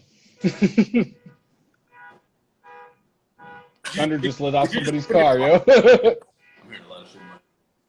Yeah, I'm here. It's one of the neighbor's cars. Yo, your lighting just changed? Oh shit, Bret Hart's coming out. No, it was like my fucking Google Chrome is here and it's just switching pictures and switching colors and shit. Like, this shit's weird. Look at this. He's getting pineapples from fucking the site. That's the site. That's what I'm saying. Natty Neidhart is coming to abduct you right now. It's a weird ass abduction. Strange shit. I mean, but if you're gonna be in those videos with her, those creepy ass incest videos with her and her sister. Dude, her sister's fire, yo. Hey, they know how to get views. They know how to get Facts. I've never seen any of those videos. Who's gonna win? Lashley or Goldberg? You go first. Who's gonna win? Lashley should definitely win, and it should definitely be in under 3 minutes. Ooh. I agree with that, and I think what's gonna happen is Bell's gonna ring, Goldberg's gonna hit him with a spear. It's gonna be like every other fucking Goldberg match that's been since he's come back. Mm-hmm. Goldberg's gonna hit him with a spear. It's gonna be a big moment. Lashley's gonna be coming too. He's gonna hit him with another one, and then he's gonna hit him with another one. Then he's gonna kick out. Then he's gonna go for another one, and Lashley's gonna end up like moving out of the way. He's gonna hit the turnbuckle or some shit. Lashley's gonna do the shoulder blocks in the corner. Lashley's gonna hit his own spear. Lashley's gonna put him in the hurt lock and drop him. Like it's gonna be a quick ass match. It's gonna be a quick fight. But I think Lashley's going over, and then at the end, Goldberg's going to try to shake his hand, and I think Lashley should just headbutt the fuck out of him. And we did say the Hurt Lock can knock a motherfucker out at WrestleMania. It knocked out Drew McIntyre. Facts. So Goldberg doesn't even have to tap. He can just pass out. Exactly. And I think Lashley should hold on to that title because I think Big E should cash in on Lashley, not Roman. We'll talk about Big E in a second. Trey, what do you think? Now, are we going by what we want personally, or are we going by what we think is going to happen? That's all I need to know. Whatever you need to do, bro. Whatever you want to do. What do you think will happen? What I think is going to happen is Goldberg is going to have a run. It's time. He's next. Lashley's going to get it. That's what I think is going to happen. What do you want to happen? I think Lashley. Honestly, I wouldn't be shocked. I think Lashley should fuck that man up really bad. I agree. Ass up. But like literally when Goldberg's music hit, I remember I was watching that with my girlfriend. Goldberg's music hit and she went, "Oh my god, it's Goldberg." And I was like, "I just want Lashley to murder him." Yeah. I was literally like, "I just want Lashley to murder him." Here's what I really want. I want Lashley to spear Goldberg, run outside of the ring, grab Goldberg's son, flip him over the barricade, put him in the hurt. You know, he's the reason why Goldberg's back, so he might as well. I want him to put him in the hurt. Goldberg turned that 15-year-old kid into the biggest heel in the industry by saying he's the reason I'm back. Swing him on the outside and then throw him into the crowd, right into his mom. I want Goldberg to run off. Oh my God! When he gets back in the ring, spear him again, and lock him up. 1, 2, 3. Then Lashley screams. Bro, if that happens, I'm gonna be crying of laughter, bro. Like that shit would be funny as fuck. Bro, that shit would get me back as 100% watching Monday Night Raw, those 3 boring hours, fucking NXT on Wednesdays, Friday Night SmackDown. I always watch 205 live. That's the only thing I watch. Sure, you already know. That's the one. Who's the cruiserweight champ? Mm-hmm. Billy Kidman. Oh. How many times I gotta tell you it's Billy Kidman? God damn it! Shit, I'm sick of you asking me that. We'll peep 205 Live and see Billy Kidman as the Cruiserweight champion. Like, Trey wasn't lying. What the fuck? Matt Hardy from version 1. He was a Cruiserweight champion. He sure was. He got down to 205. He got down to 205. You know what's weird about that storyline? I was really vested when Matt Hardy was doing that. I'm doing jumping jacks. I'm trying to lose weight to get down to 205. Like, I thought that was such a dope storyline.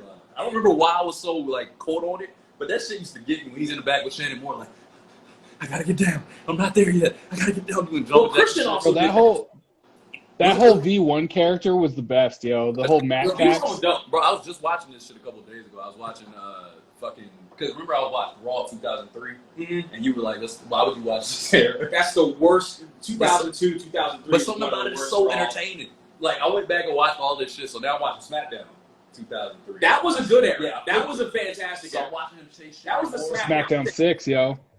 He's running my man, SmackDown 6. He's chasing Shannon Moore in the backstage area. He's hiding inside of crates and shit. I'm cracking the fuck up like, yo, this is television. Right? No, SmackDown quality-wise beat the fuck out of Raw. Oh, they did. In that brand split. Oh, facts. Except for Roddy. Facts.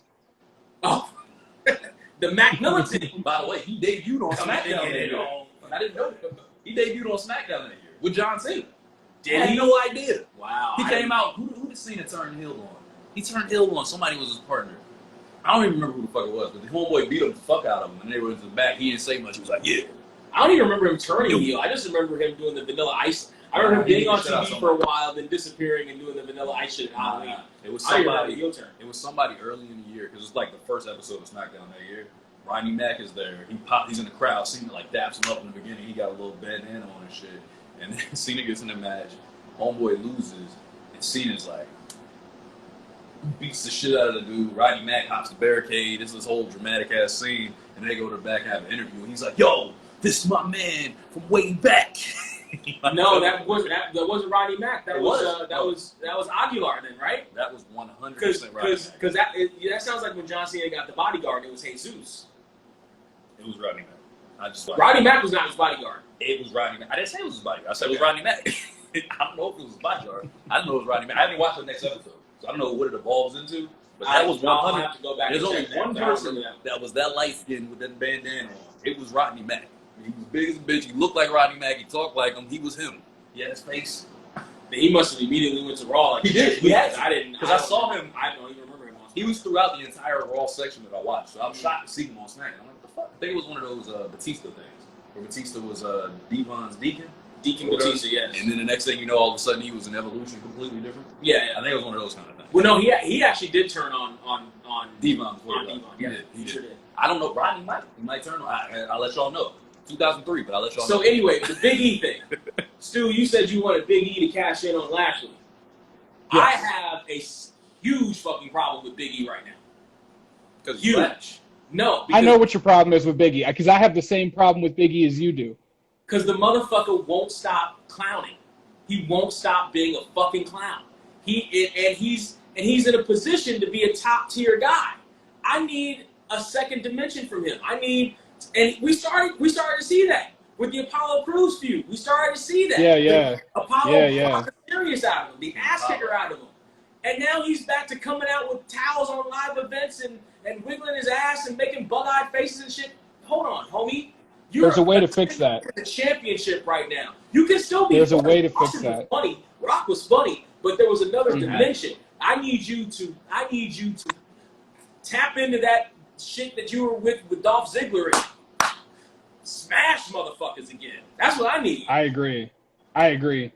But I think it's going to take someone like a Roman Reigns or a Paul Heyman to get in his head and just diminish him. Do you know what I mean? Like Roman being like, "You're not worth my time," like shit like that.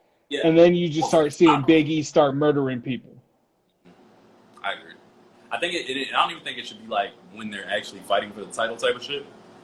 Yeah. I think it should be in passing and like the hallway type of shit. Like they should do one of those old school, I'm walking past you and it's just some disrespect shit. Like, Paul, this guy really think that he's ever gonna be on my facts. You think facts?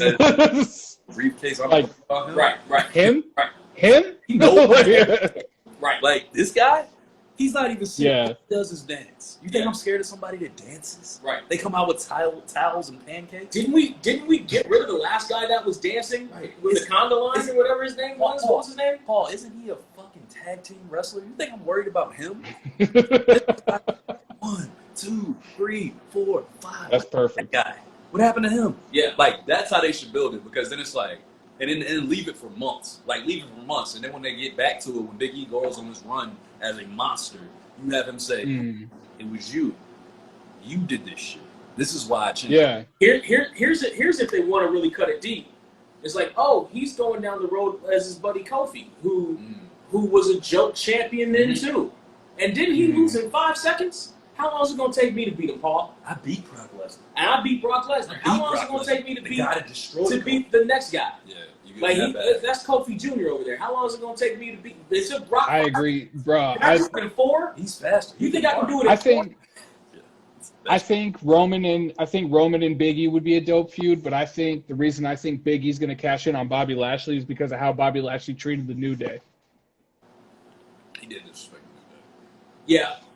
Yeah. Mad disrespectful. It'd be Roman though. I would, because I think what we just described is so much higher than anything that Lashley and Big E could do with each other, as far as that like attitude, that back and forth. Because Roman has an established character that just rubbing against his talent right now would give Big E that legitimacy. Because if he beats him, if he pins that guy right now, it's gonna be like. Also, I think. Shit! Like Big E's a problem. Roman needs new challengers too. Yeah, absolutely. Yeah, you're right. I think he's run through a significant portion of the SmackDown space roster. I think he needs new challengers. And I think he needs to lose. Because losing sometimes, especially in WWE, it makes you more like, I'm mad at the table. Something happened. It wasn't because, make that number 92. Right. Let's have something disrespectful. Right. Now, also, we talked about the Baron Corbin thing. I think there's a significant chance Baron Corbin will try to come out and cash in on this Lashley at least at the end of this Lashley Goldberg match. You mean Goldberg Lashley? Right, and then Big E, and it won't count because he doesn't actually have. You don't own the belt. You don't own the briefcases because you have it in your hand. Yeah. Or Big E will come and take it back or something and set up a match for them next month. It would be dope for him to win, to cash it in, win, and then they come out and be like, no. It's a big moment, and then here comes Adam Pearce, like, no. Absolutely not. You did not win that. You stole that. Right. Like, that would be dope. Nikki Ash, almost superhero. Nikki, the almost superhero, versus Charlotte Flair versus Rhea Ripley. Trey, who's gonna win this one? Not Mighty Molly. Definitely not Nikki Ash. Oh, she's almost a superhero. I don't care. I hate it. She's trying her best. Why is she a thing? She's almost a superhero. This woman is 4'11". If you try your best. Oh, God. I hate her so much. I hated her before she became a superhero. Oh, really? Almost a superhero. I don't want to talk about this. They should have milked that almost a superhero thing for a lot longer, and then when she wins the title, she's a superhero kind of shit. Like if this is what they're gonna do with her, that's what they should have done. They should have released her. Wow. They should have got rid of her. I hate her. Yeah. Girl, lose your job. Fuck you. To be fair, over Mickie James, yes, you're right. Bro, listen, I'm sick of it. I'm sick of it. Like, I can't deal with her as a human, as a superhero, almost superhero. Like, I just don't like the person. Like, I'm not a fan. I'm not a fan. What'd she do to you? Just, she existed. And that was more than enough. I'm sick of it, honestly. Sound like me. Yeah. I thought Sanity could have been better than how they were booked, but it's neither here nor there. I hated her insanity. I hated it. She's 2'11", dog. She cannot run up on people. Who's winning this match? Crazy. Who's winning this match? Any of the big people. Just not her. But probably her, because it's WWE. Fuck. And it's a big SummerSlam moment. Did you be a real superhero? I beat 2 giants. Look at me. I can finally fly. Like, I don't want to see it. I think, knowing WWE, they're going to go one of 2 routes. It's either going to be Nikki Ash, because Charlotte and Rhea are going to cancel each other out because they're big-ass feud, and then it's going to be by some stupid crook shit, and she's going to be like, you can achieve your dreams kind of shit. Or they're just going to go with the fucking heavy hand in Charlotte and be like, she's the queen of the roster. Here you go. I don't think they'll give it to Charlotte. Yet. I think it's been oversaturated, and even with her coming back, I think they're gonna wait. Even though it's SummerSlam, which would be and they just gave her the belt though. Yeah, but that's what like, even with that, like I think they should cool out with that. They should. I think they will because absolutely, but they're gonna try to make her beat her dad's record before the next 3 years, bro. Right, which is crazy as fuck. By the way, they gotta relax. I mean, unless she brings Becky Lynch back against her, if Becky comes back, you know, it'd be the worst match ever. True. Becky versus this Nikki superhero person. No, they'll be team. I'm almost a superhero and she's a mom. Yo, I swear to God. Like, we're both superheroes then because she's a mom. If that match ever happens, I quit. Like, I'm done. We're both superheroes because Seth Rollins shot up the club. So we're both superheroes. I don't care about any of that. Not Trey. I know what's gonna piss you off, Trey. If Nikki retains and then immediately goes into a feud with Alexa Bliss. Listen, I don't mind Alexa Bliss. I like Alexa. I just don't. I like Alexa too. Like I just wish they made her more sinister, like more of a sinister threat on the roster. My thing is this: look, I believe her a lot more than I believe Nikki. You know what I mean? Like when Nikki was the crazy. I agree. She's tiny and she's great. Because when I watched her in the ring with Charlotte and Rhea, actually, it was in the Royal Rumble, and I watched them wrestle.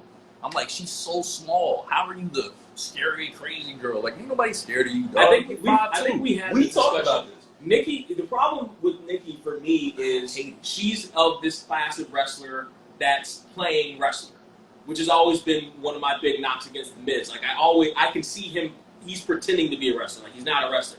Nikki, when she was crazy, she was pretending to be crazy. It was that thing like we were talking about with the Lashley Drew promo at WrestleMania, right? She'd be crazy until she knew she was supposed to not be crazy, and then she'd stop. Like she wouldn't continue to be crazy.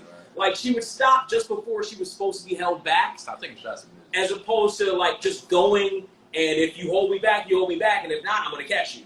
You know what I mean? Right. There's pretending to be crazy like Nikki did, Nikki Ash, whatever her name is, did, and like Luna Vachon, who you could tell there was something wrong with fucking Luna. Yeah, but Luna was off. But you know what I would love to see with Nikki though? I would love to see her continue this hero gimmick, but slowly turning heel, doing heel shit, but still acting like you can follow your dreams. So like Hurricane and Monty Molly then, or Bo Dallas, pretty much, or Bo Dallas, yeah. Listen, man. All right, I hate her, and I hate everything about that, and I want them to stop. It's time now. It's time now for the main event versus John Cena. I prefer Eva Marie. It's time now.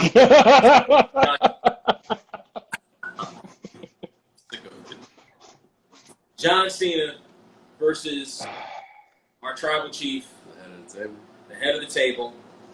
Acknowledge him. Your Universal Champion. Acknowledge him to you too. Our Lord and Savior, Sir Roman Reigns. Peace be upon him. Who's going first? I'm not going first. Who's going first on this one? I got it. Acknowledge me. I'm not going first. I can't. There's only one right answer. There's multiple right answers. There's only one right answer for this match. There's a lot of right answers for this match. Realistically, there should only be one right answer. Do you want me to answer what I think should happen or what I think WWE would do? Both. I want you to do what WWE would do first, and then I want you to answer what you think or what you want to happen. I've said this on my podcast with Zeus many a times. WWE cannot keep their dick in their pants. They just can't.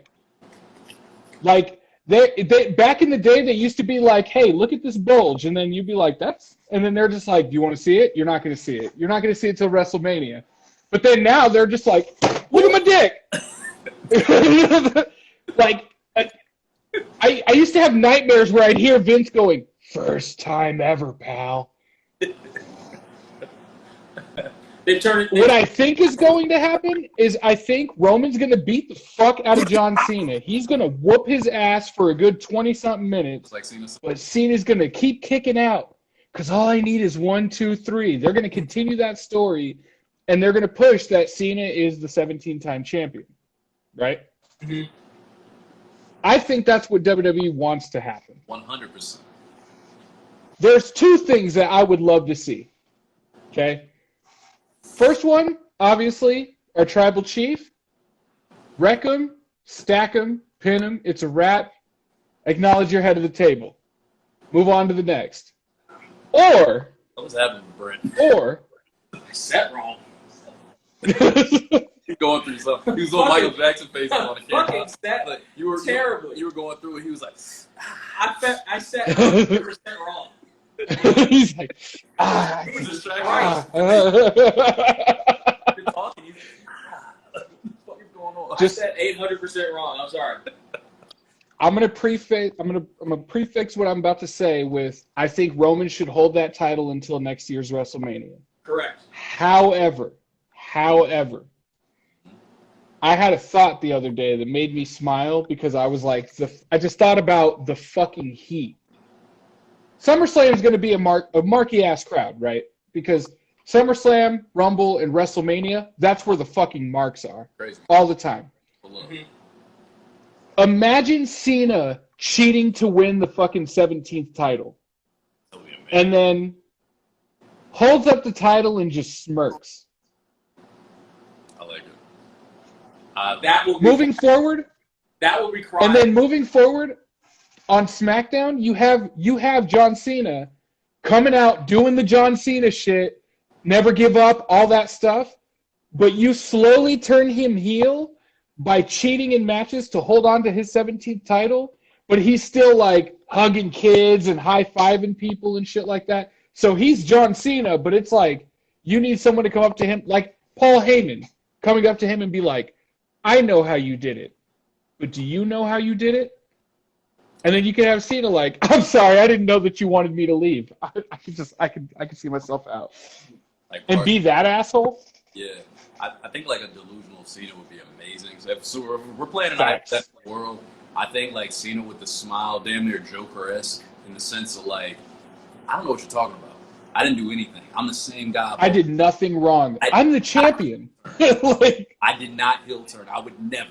Hustle, loyalty, respect. Here's the title. You know what the funny thing is, though? You're describing 1980s Hulk Hogan. Hulk Hogan. Pretty and much. Bobby Heenan and Jesse Ventura said it every single time they got on commentary. Hogan's a cheater. Hogan's a cheater. Hogan's a cheater. And Gorilla Monsoon would say, who cares? You're describing Hulk Hogan. Back breaks, pokes to the eyes. He cheated. He cheated. Oh, Hogan is a lifetime heel, bro. Like, even when I was younger, I hated Hogan. He was a bad guy. He did bad guy shit. I really do. I was a madness guy. In real life, I believe that in real life, what will happen? I agree that Roman will beat the shit out of Cena. I think there will be a bunch of near falls. I think that Cena will hit him with a giant AA near the end of the match. Roman will kick out. Cena will be shocked. Yeah, Cena will be shocked. It will be complete like, oh my God, anarchy. And I think it'll end just like their first match. I think Roman will actually defeat him. He'll pin him there 1, 2, 3. That's what I think will actually happen. What I would like to happen, similar to what you said, I think all that same stuff happens except for when Roman goes for that bounce off the rope spear. Cena catches him, hits him with another AA real hard. Boom! Spikes him. 1, 2, 3. And you get that 17th world title. Or, even like you said, like, because you kind of manipulated my thought process. Maybe he bounces off the ropes, Cena dips down, hits him with a low blow. Boom! Ref is distracted by Paul Heyman or somebody, I don't know, in that moment. Not saying that he goes with Cena, but he was trying to distract on behalf of Roman Reigns, but it ended up screwing him over. He catches him with an AA after that, spikes him, boom, 1, 2, 3. And like you said, just the whole concept of a Cena that's walking around that's so clueless that he's the bad guy now would be amazing. Yeah. Like a clueless... That shit would be incredible, yo. Amazing. Because he doesn't do a full heel turn, technically. He's still going to the crowd, and they're still doing that let's go Cena, Cena sucks. And he's like, you guys are amazing. He becomes the most patronizing character of all time.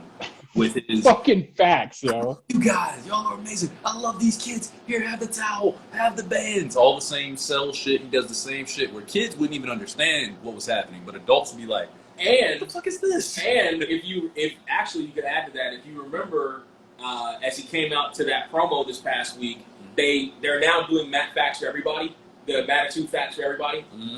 So one of the Matitude Facts they had for him was granted over 700 Make-A-Wish wishes.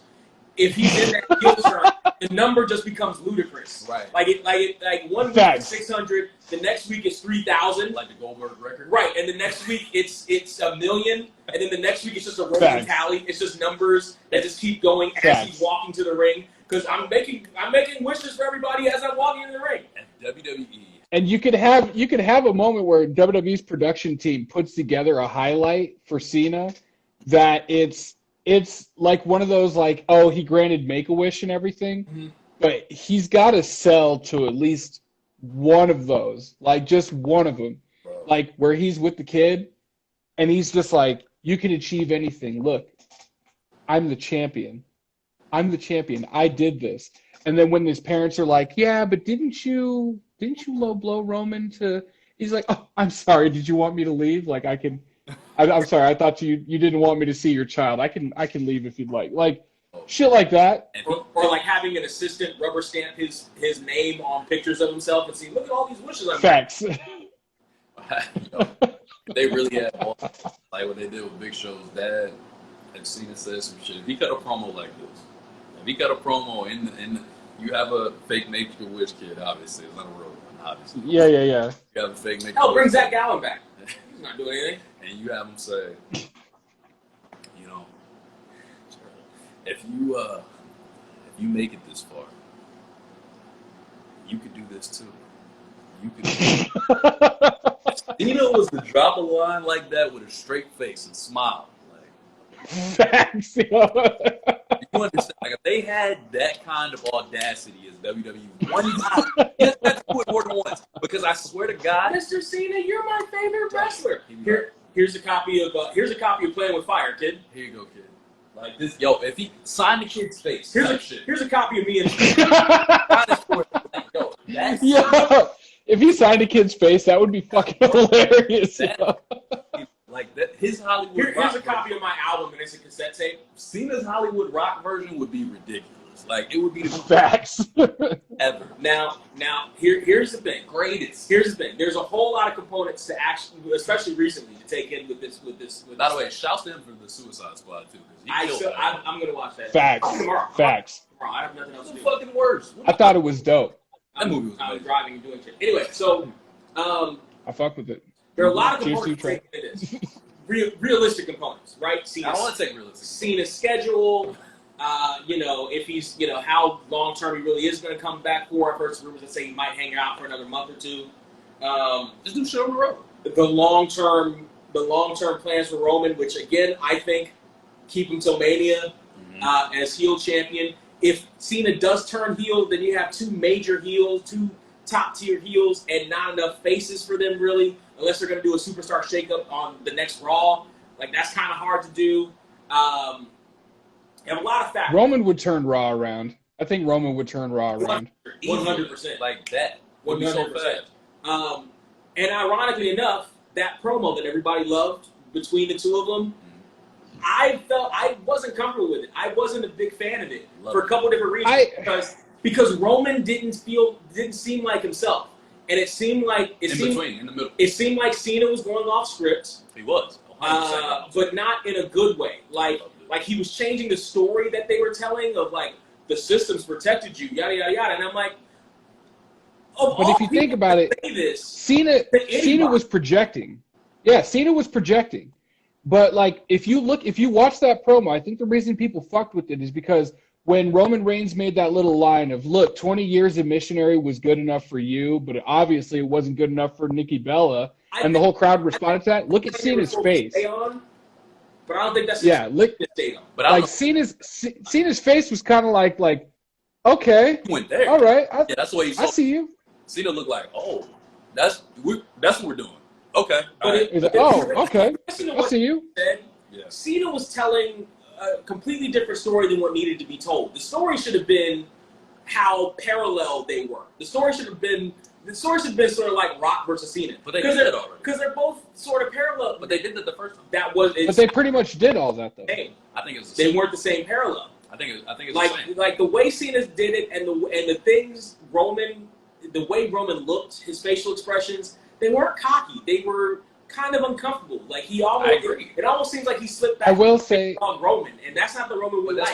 That's my point. I will say though, the Roman in the beginning of that, when he was putting Cena over, and then he turned around and looked at Paul, and he's talking with him, and then when Paul was like, "Say thank you," and he was just like came back and he was like, and then you see Paul like, "I'm just fucking around." Like that. Their interactions sell everything. Paul was really the star of that promo, as he usually is. Facts. I don't know, man. I don't know on that one. I thought it was Cena and Roman in that particular one because I agree with you when Roman said what he said with the missionary line. I don't know if that was off script, that particular section wasn't discussed, or what, or if Cena has just become that good of an actor. I feel like that was very scripted. It might have been. I feel like everything else Roman said was. But Cena's reaction to it was so well, like, the way he reacted was like, oh, we're going there. That's what we're doing. Okay, all right, bet. So then when he that was the veteran shit, yo. Yeah, so then when he comes back and he says what he says, you see Roman like, looks over at Paul with the belt. Paul's like, it's like he's looking at him like, yo, you gotta respond. Like, I don't know what to say. And to me, the reason it worked so well for me is because I watched the original version of this, right? Where Roman's using swear words just to try to match what Cena's doing. You know what I mean? It's like, yeah. Shut the hell up, John. But see that was my problem. It felt like it was the same. It felt like Roman was again that guy that wasn't comfortable against John. And it felt like, I don't know if John said something before they went out or just went off script or something. Because I watched this with Kyle, with my friend, shouts to Kyle, shouts to Trapzilla. And we both had the same reaction. It was like, something's off. And this isn't like good heel heat. Like something's off about Roman in this. I like it. And it feels like John is going off the reservation a bit, like he's burying Roman, but not in the good way. Like he's legitimately trying to bury this guy who's going to be here longer. You know what I mean? Like it just feels. Me personally, I felt like everything Cena said, he was just projecting, because everything Cena said that Roman was doing, Cena did that. 100%. Like, I'm sitting here watching it as a fan and being like, no, that was Cena, that was Cena, that was Cena, that was Cena.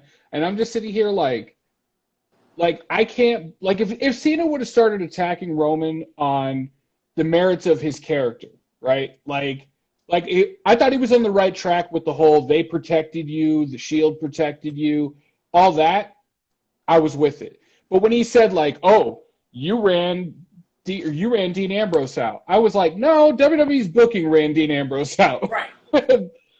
And like the whole Rollins thing, I'm like, Rollins was massively over. And then he was on Twitter being a dumbass, and the fans were like, this guy's a dick, fuck him. Right.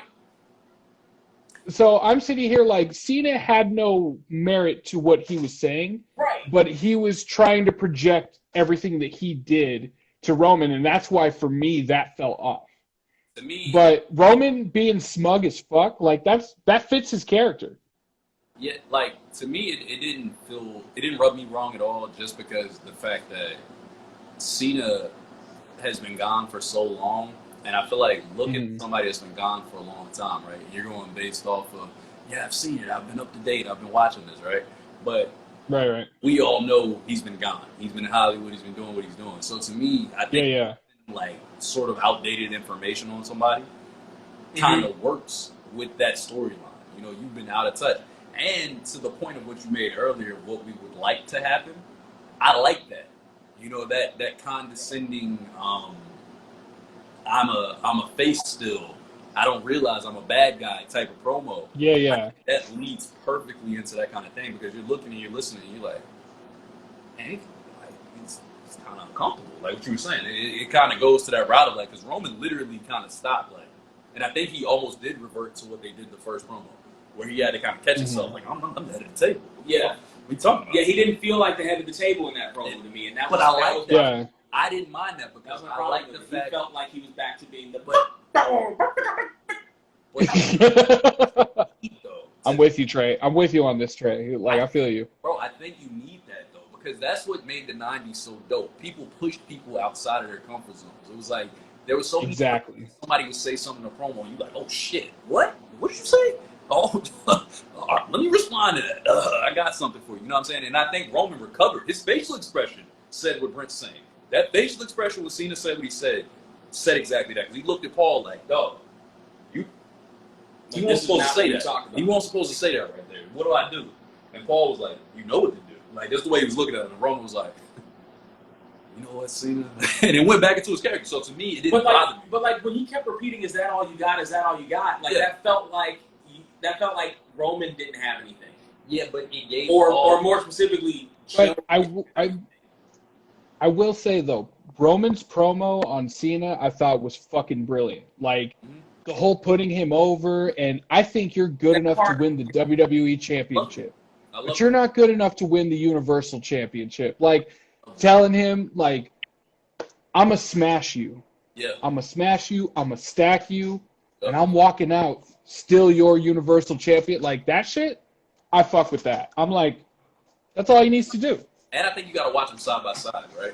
You got to watch the first one, and you watch the second one. You can see that evolution. You know what I'm saying? Of what that conversation is. Evolution is a mystery. It's relax. Can you relax? The thing is, no one sees. Jesus Christ. Well, when I actually watched that one promo from back, like when Cena and Roman. Watched it maybe a month ago. Yeah, and Roman looked like he was lost in that promo. No idea what was going on. He was like, exactly. This guy's good.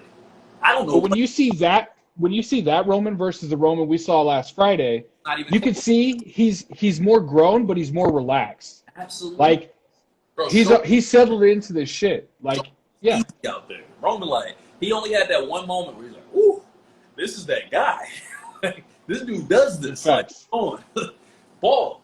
Maybe it's something to me as a promo guy, but I felt it more than everybody else seemed to feel it. You got to go back and watch the other one. I felt it more than everybody else seemed to feel it. I think you got to watch that other one. Now, on a slightly side note, it appears that somebody finally got John Cena a shirt that fits.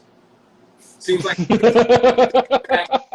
they had his old size of shirts. Here's your double XL, John, and they forgot that John was in Hollywood shape, and John was like, "Give me the large."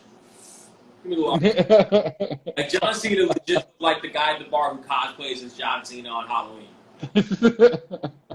Your hate level is so high. I'm just saying he's in Hollywood. I'm just saying Hollywood shape is not the same as wrestling shape. Remember when Rock came back in like 2003?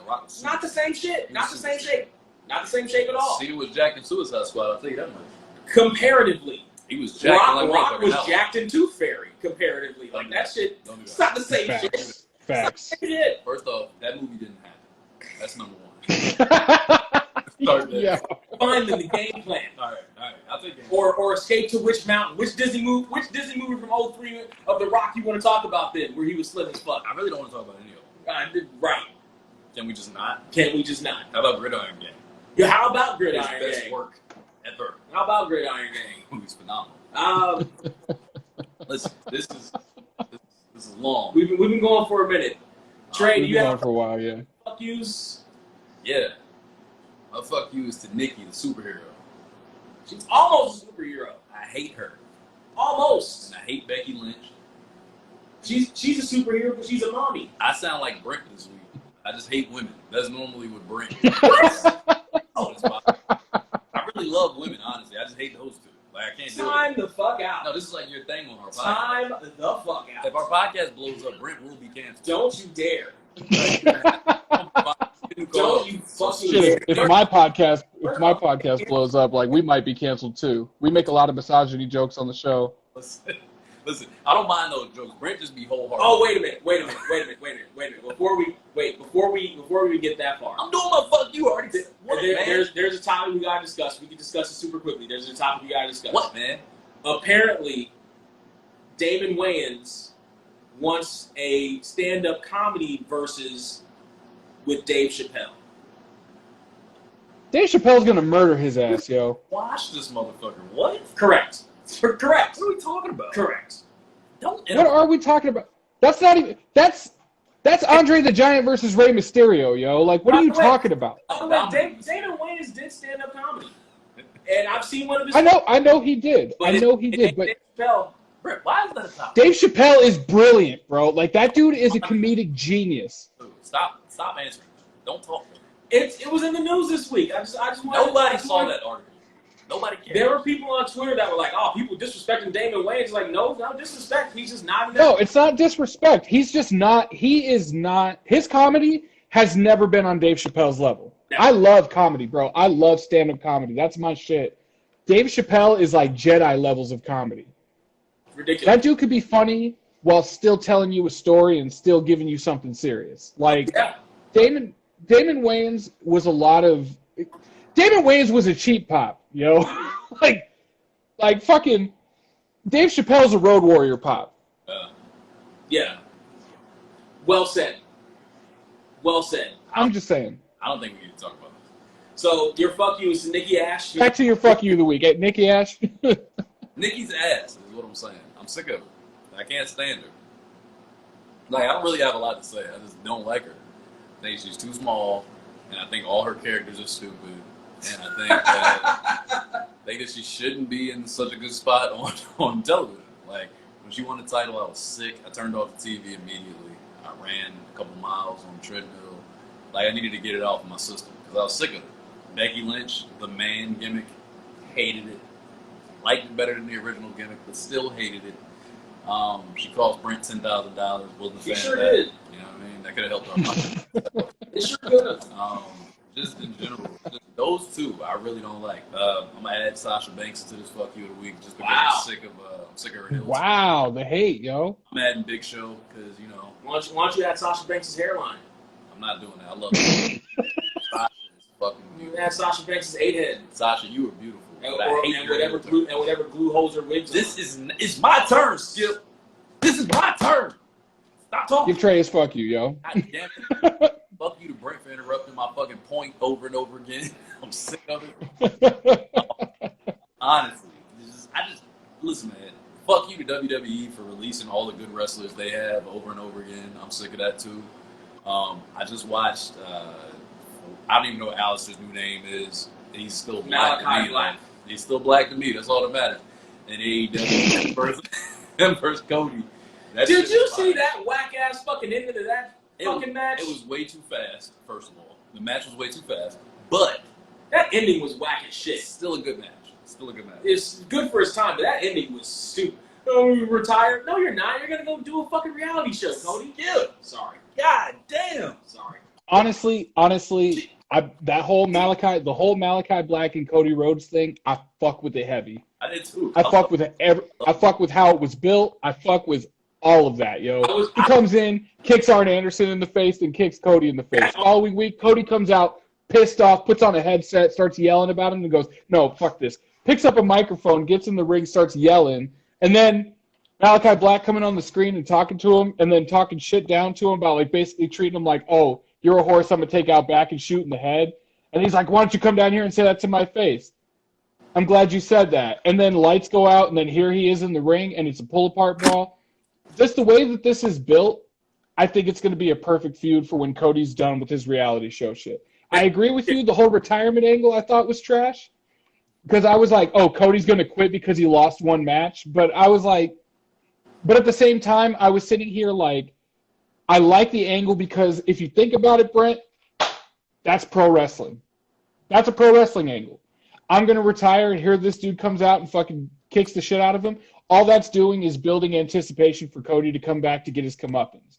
That's all you need from pro wrestling. That guy doesn't like that guy, and now they're fighting. Don't say comeuppance to me, by the way. First off, the arm kick, French kick, spectacular.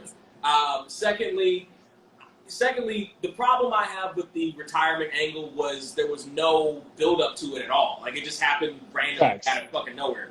Like, facts.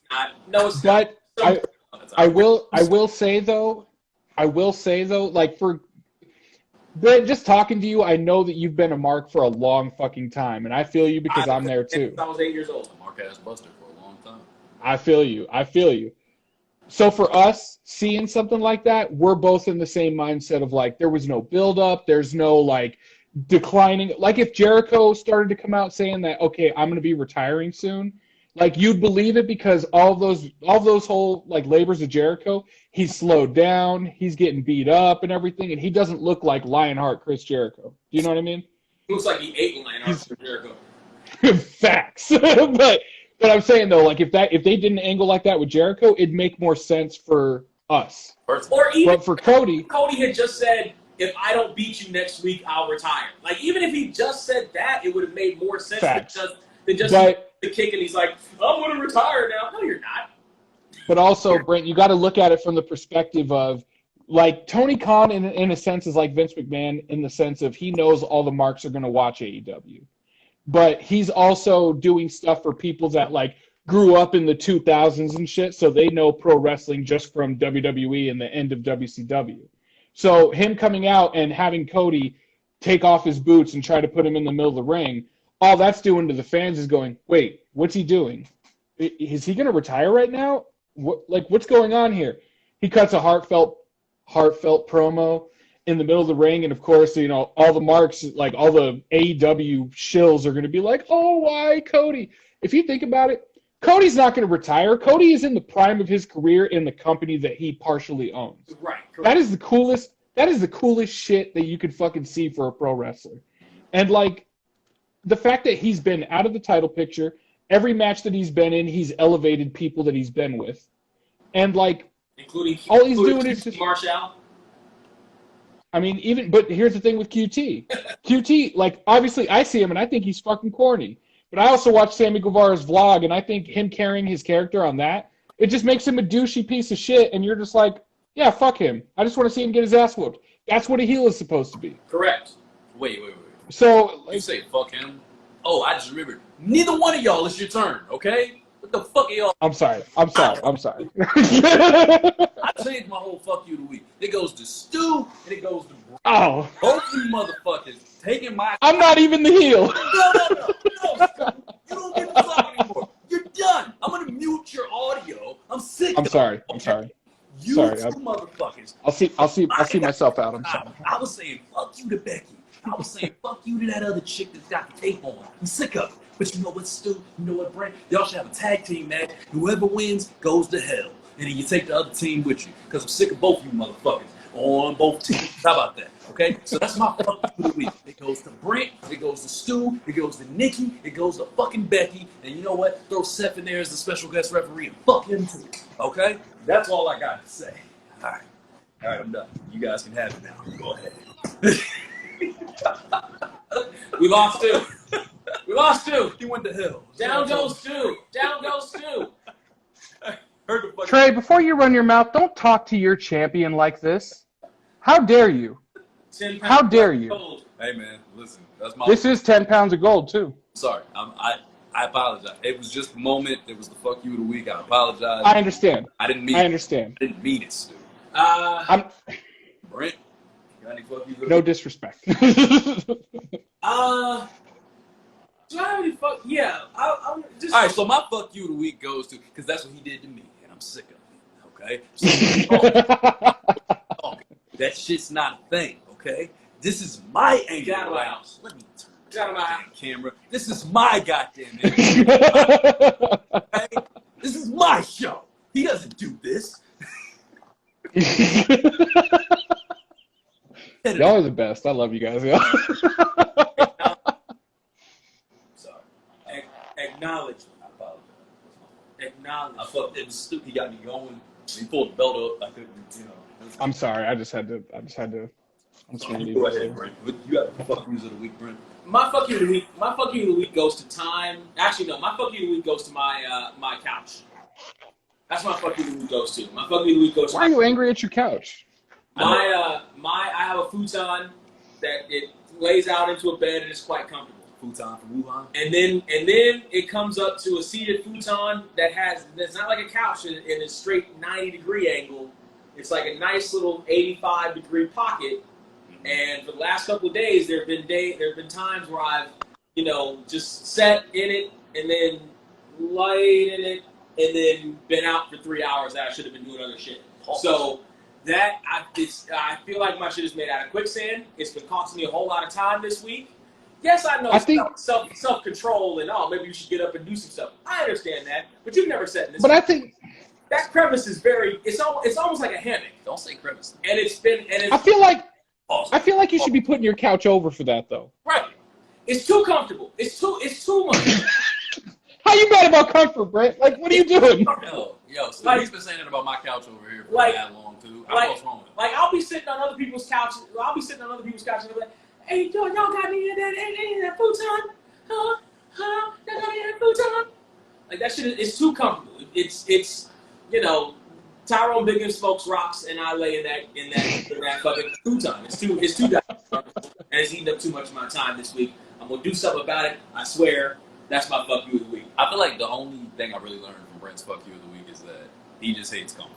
That's what I got out of it. That's what I'm getting out of this. I feel like you have some trauma that you need to release about your levels of like, I can't be too comfortable all day though. No, I get that. I totally get that. But that's where your self-control comes in. Because then when you lay on it, you got to be laying on it when you know you're ready to like not do shit. You've never been to this couch. That's what I told him when he came here. I said my couch is dumb comfortable. It's like medical grade C4 indica is this couch. I fuck with it. When I moved to this place, my brother gave me his couches, and all like the love seat right here, and then the two ends of the couch behind me, they all recline. So like but they recline and they're big enough to where you, like me, I'm 6'2" and 285 pounds. Like I could lay on that shit comfortably. You should be hired by WWE. Are you under 21 years old? What up? I'm not trying to get booked like shit, Brent. I get fired in a week, Brent. Your dream. Not my dream, no. That was funny. I thought WWE was my dream until I started to learn the ins and outs of everything, and I was like, yeah, I don't think I fuck with that. Man, if you get, I was in the indie local wrestling business for like 5 years, and just that level, it's like there's a lot of bullshit involved, like nonsensical bullshit. What the fuck are y'all talking about? Anyway, bro, I was part of a wrestling organization here in Tucson called HIW. I was actually their play-by-play guy. I was the voice of it. But there was literally a day where this guy that nobody knew, but he claimed he was a Tucson legend, shows up and starts trying to change a bunch of shit. Bro, I had a notepad like that thick that I wrote a year's long worth of booking for everybody on the roster, and it was all going to culminate at a big-ass show, right? This dude comes in, starts making changes and shit, and is booking people like shit, to the point where I shot a shoot promo on him in front of a crowd, turned heel in the process for doing it, but I got cheered by the crowd. I didn't show up the next week for the show, and apparently I drew an entire crowd because they just wanted to see me fight dude. There's so many local legends in indie wrestling, it's fucking ridiculous. And that sounds a lot like... Facts.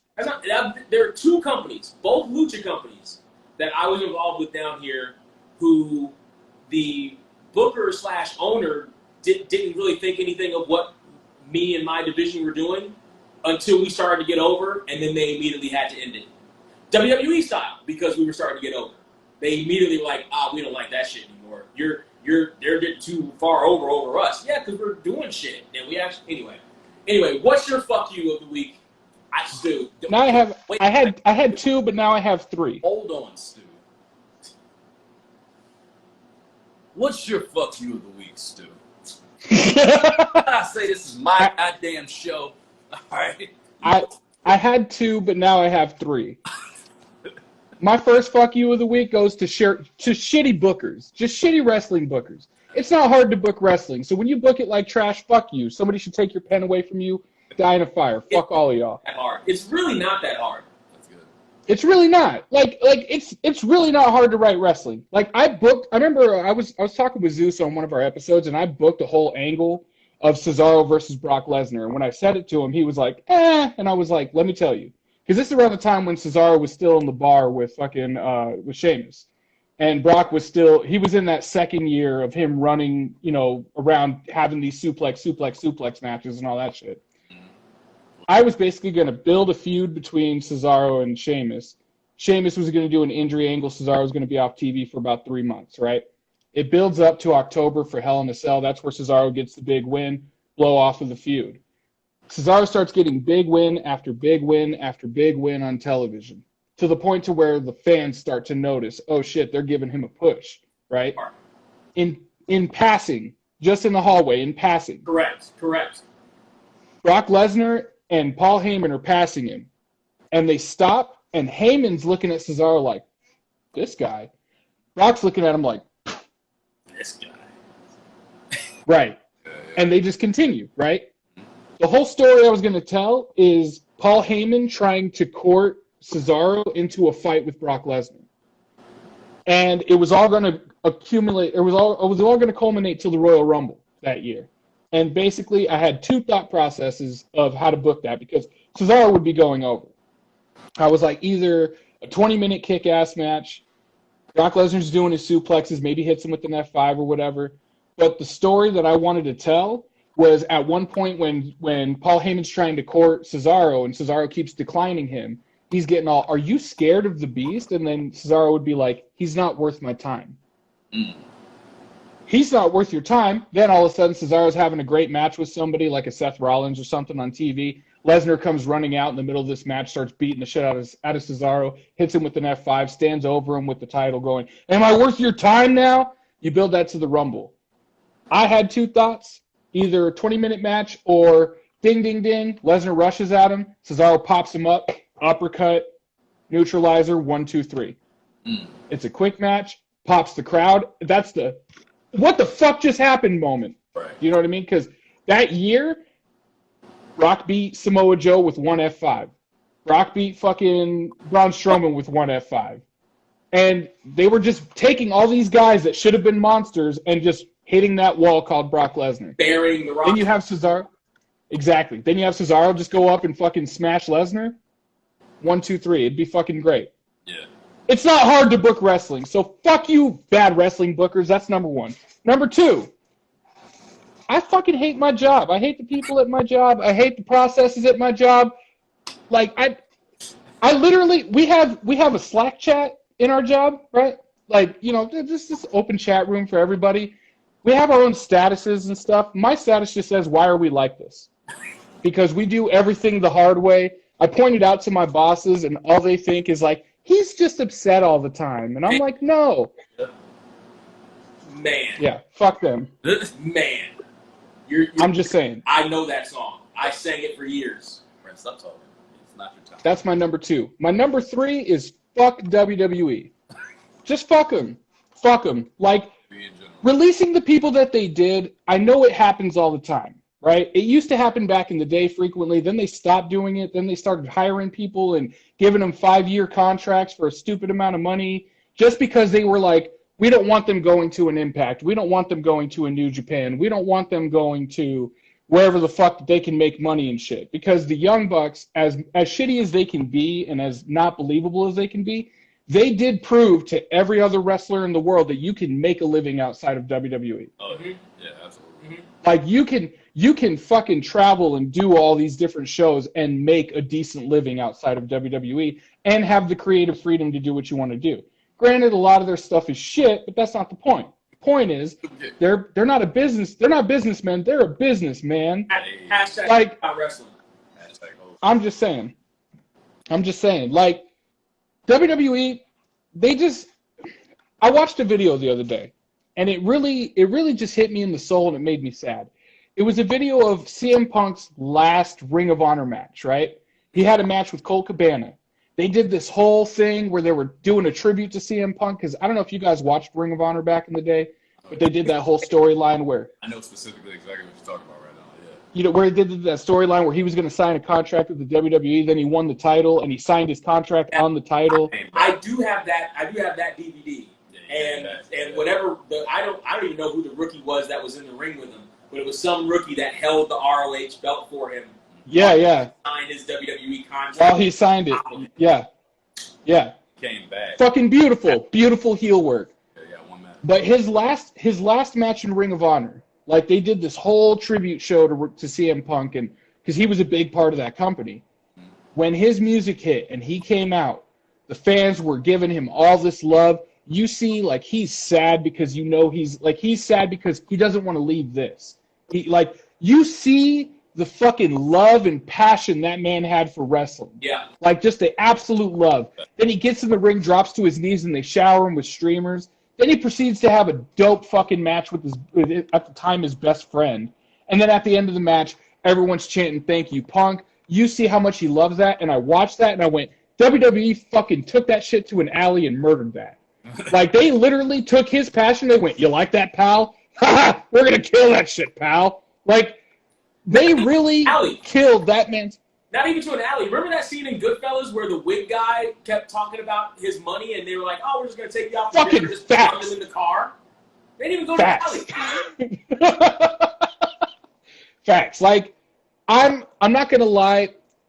I'm excited to see him show up in AEW. He's not showing up. And I'm excited because if he does, he'll have the creative freedom that he wants to, and we'll see if he's actually as good as he says he is, right? That's one problem.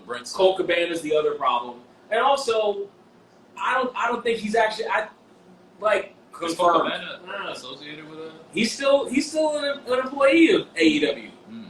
I don't think he's gonna go to AEW. Maybe he will, but I don't think.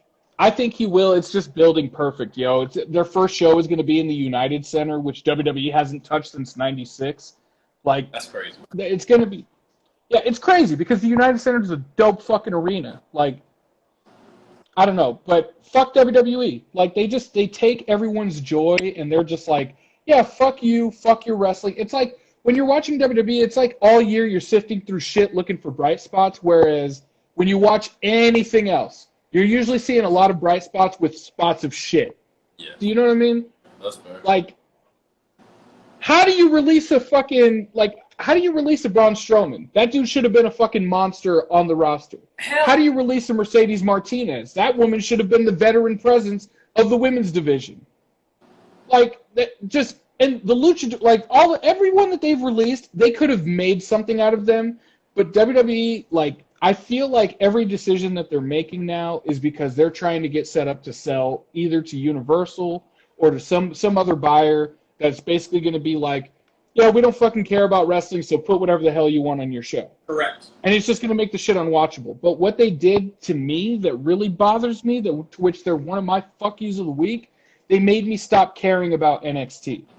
Because that's true. I could sit here and watch NXT back in the day when it was an hour-long show and you had to find it on the network. Like, it wasn't on national television, and you fucking actually watched it. There were fun shows to watch. The angles were dope. That's what pro wrestling should be. And then they go to the main roster. And then they shit on everything.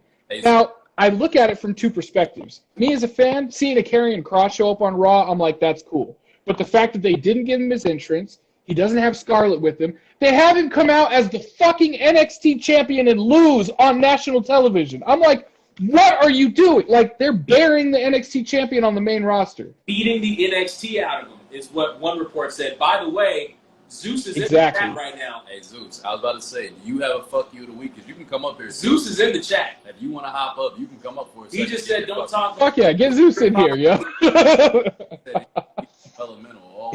He's not wrong, though. NXT is a developmental brand, and it always has been. But you can just tell with all the reports and everything that's happened. I don't know if you're anywhere. He said it's trash. If you have a fuck you of the week, if you wanted to come up and defend might as well. The premier product. Come on in, bro. You can come up here if you want. While we're waiting on Zeus, I'll give the example. You were talking about they beat the joy out of people. Vince and Nick Khan have decided to take the joy away from his own. First off, a couple years ago, he did it to his son. Mm-hmm. Now he's doing it to his son-in-law by murdering NXT. Oh, yeah, absolutely. Facts. By murdering NXT. And by the way, people seem to underplay Stephanie's importance in all this. People forget in like 2002 when she started really showing her power backstage, the product started to suck. Ah, here we go. My guy, yo, what's up, Zeus? Yo, what's up, man? What up, bro? It's Zeus! It's Zeus! My texting partner is here, yo. I'm here to put you on some motherfucking game. Let's go. Yo, where do you want me to start? Because AEW, again, is just glorified indies, yo. You got a fuck you of the week, Zeus? A fuck you of the week? Yeah, that's what he was doing. He was fucking Let's go. WWE. I don't know. I have to think about it because, like, I'm not a super mark like you guys, so. Oh, this guy. I'm with You host the HeelFace Podcast. I think we're on the same page. Yeah, I know. All I do is just sit there. When I got this, Zeus, when I got this, I got that guy the fucking U.S. championship, the NWA U.S. championship. In honor of the greatest wrestler of all time, Lex Luger. Fine. As long as it wasn't that shitty one from 02. Or As long as who? Oh man. I didn't hear. No, it wasn't the shitty one from 02. It was the old like the 1985 NWA US title on a red strap and all that shit. That's Luger status, man. As long as Facts. it's the one they brought back in 03 or the shitty one with the Continental US on it. That shit. Nah. That shit's whack, yo. Yeah. It was fucking terrible. So the fact that you guys were talking about, I mean, I caught the last of it about AEW going to United Center this Friday and shit. And all the marks are excited because CM Punk is about to show up. How hilarious would it be if Punk showed up at SummerSlam? Instead, Bro. That's seriously. Here's my shit. AEW with everything that they've been putting on their television screens, if anyone but Punk shows up, I don't think they're gonna ever. They have to figure out how they're gonna earn the trust back from the fans. they can get away with it. It's gonna be Daniel Bryan. But even if Bryan showed up, the only way people are gonna pop is if they hear the final countdown. And they could though. And Tony Khan has shown he's willing to pay for it. He's willing to pay. Yo, Oh, I'm facts. telling you, AEW is glorified indies. It's a bunch of marks in the fucking stands, man. It could be I feel you. fucking Daniel Bryan any way possible, and they're still gonna fucking cheer, bro. They're still gonna lose their shit. Hey, They'll go to the internet and be like, "Oh, that's so stupid. CM Punk didn't show up, but did until fucking Saturday." Next day when he shows up at SummerSlam and everybody's like, I fucking knew he was going to show up in WWE. I told you guys. That's why Cena was saying CM Punk shit on SmackDown. They both, you know what's crazy? The last week they both mentioned CM Punk. Both products mentioned them. So it's like they did ways, but you really don't know. Because I'm kind of on the same vein with you. Like, you don't fucking know if he's going to show up in WWE. Everything says he's not, but no, everything says that's what WWE That's does. why I think he's not. How? No, Punk is just a troll. Punk is just troll. I think everything says AEW. Facts. Brent's right. Punk is a troll, yo. It's 100% of a troll. Like, but I think everything's screaming AEW right He's gonna show up. He's gonna show up on Impact. Wow. He's gonna challenge Christian for the Impact Championship. Bro, if he shows up on Impact, he's gonna be the champion and the greatest wrestler of all time. He's gonna be managing. Facts. Can you imagine if after all this he ends up managing Moose? Not Moose. Oh my god. Moose. Yo, did any of you guys watch that New Japan Resurgence show? No. Nah. Moose versus Tomohiro Ishii was the best fucking wrestling I've seen all week. Oh god. If you don't watch that whole show, just go back and watch that match. The only time I watch New Japan, bro, is for fucking Wrestle Kingdom. You know that. I know. Every year, that's just nuts. I fucking hate this too, by the way. So it sounds like Zeus's fuck you of the week is to the AEW fans.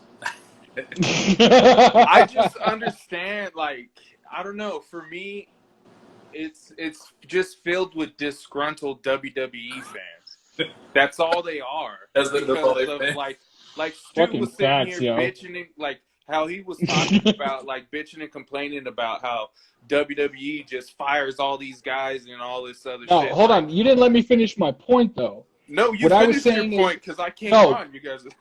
My point why I was mad about this is because, again, watching NXT now, there's nothing to get excited about because any you're of not these dudes supposed that to get over. excited about it. Apparently not. You're not supposed to. It's a developmental program, bro. Like, you're not supposed to be emotionally invested in fucking NXT. Here's my question to you then, Zeus. Why the fuck would they give them an extra hour and put them on national television?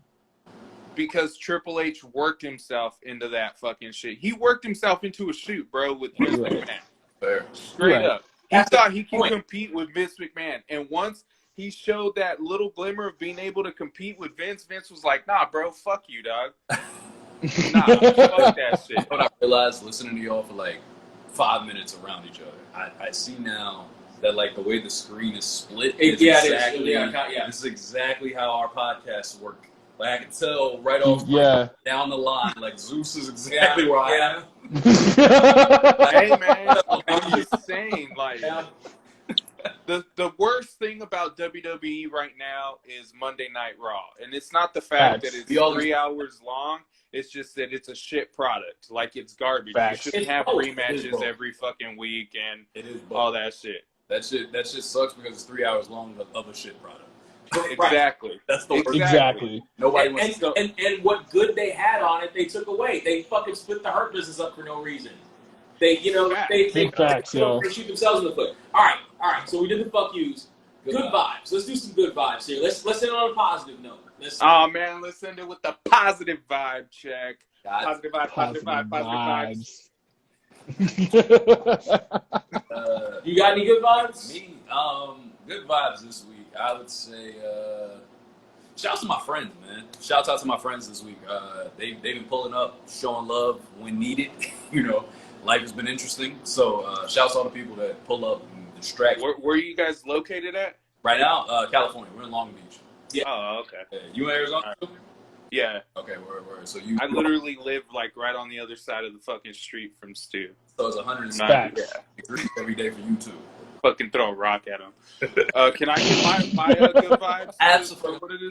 Go ahead. I give my good vibes to the two shits that are about to happen this weekend, with Friday being the second night of Rampage and fucking first night was dope. CM Punk showing up, bringing wrestling back. And then SummerSlam, bro. Like, I'm not super NXT? fucking excited. Yeah. What about TakeOver? The return of Joe? I'm more excited for Walter and Dragunov too. That shit's gonna be dope. Fucking Mark, bro. That's a Mark answer. Straight Mark answer. I want to see Dragunov. I like Walter. Still haven't even watched the first one, bro. Nah, but seriously, like, do yourself a favor and watch it, bro. It's good. SummerSlam, I think, is going to be, even if it is like 4 hours long, I think WWE, let me rephrase that. Every time SmackDown shit is on screen, it's going to be fucking phenomenal, but Raw shit is just going to be like Raw shit. So, yeah. I say Goldberg's going to fucking beat Bobby Lashley just because WWE is going to give a big fuck you to the fans. And he's got to drop the belt to CM Punk later that night anyway, so. Bro, we do our watch party. If that shit happens, Zeus going to stand up like, I fucking told y'all, yo. That's real truth right there, too. Or can you imagine if Goldberg wins only for Big E to cash in on him? Ooh, that would be dope. I'd fuck with that. And then that way Lashley starts chasing him? That to me sounds like WWE. Like, that sounds more like what they would do. They would have him beat fucking... Or what if Goldberg wins and Lashley cashes in on him, and then there's that big man-meat match that Big E's been wanting? It's possible. Quite possibly. It's possible. Quite possibly, yeah. Just saying. Let's see. My good vibes go to the crew, the workout crew at the yard. If you can follow me on Instagram, it's Surreal200. The crew that's been working out with me. We're in a position now where we're really pushing each other to go further, and I'm starting to feel it, and I'm starting to see it too. I caught a glimpse of myself in the mirror the other day, and I'm here to tell you. First off, I might get traps next year. I'm kind of excited about that. Wait, you might get what? Traps. Traps. I might have traps. Oh, I was like, we got my bro. apartment. Not Trey's favorite kind of traps. Not those kind of. Not Michael Trapson. Michael Trapson.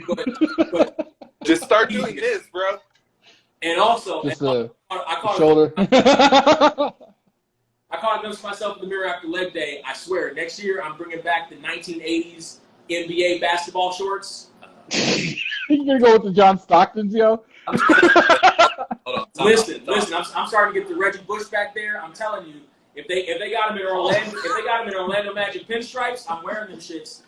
Throwing away all my shirts. I fuck with them. That's a fire ass jersey, yo. Away all my shirts except for this one because you gotta acknowledge the head of the table, and that's all you're gonna see me in is the tiny ball huggers.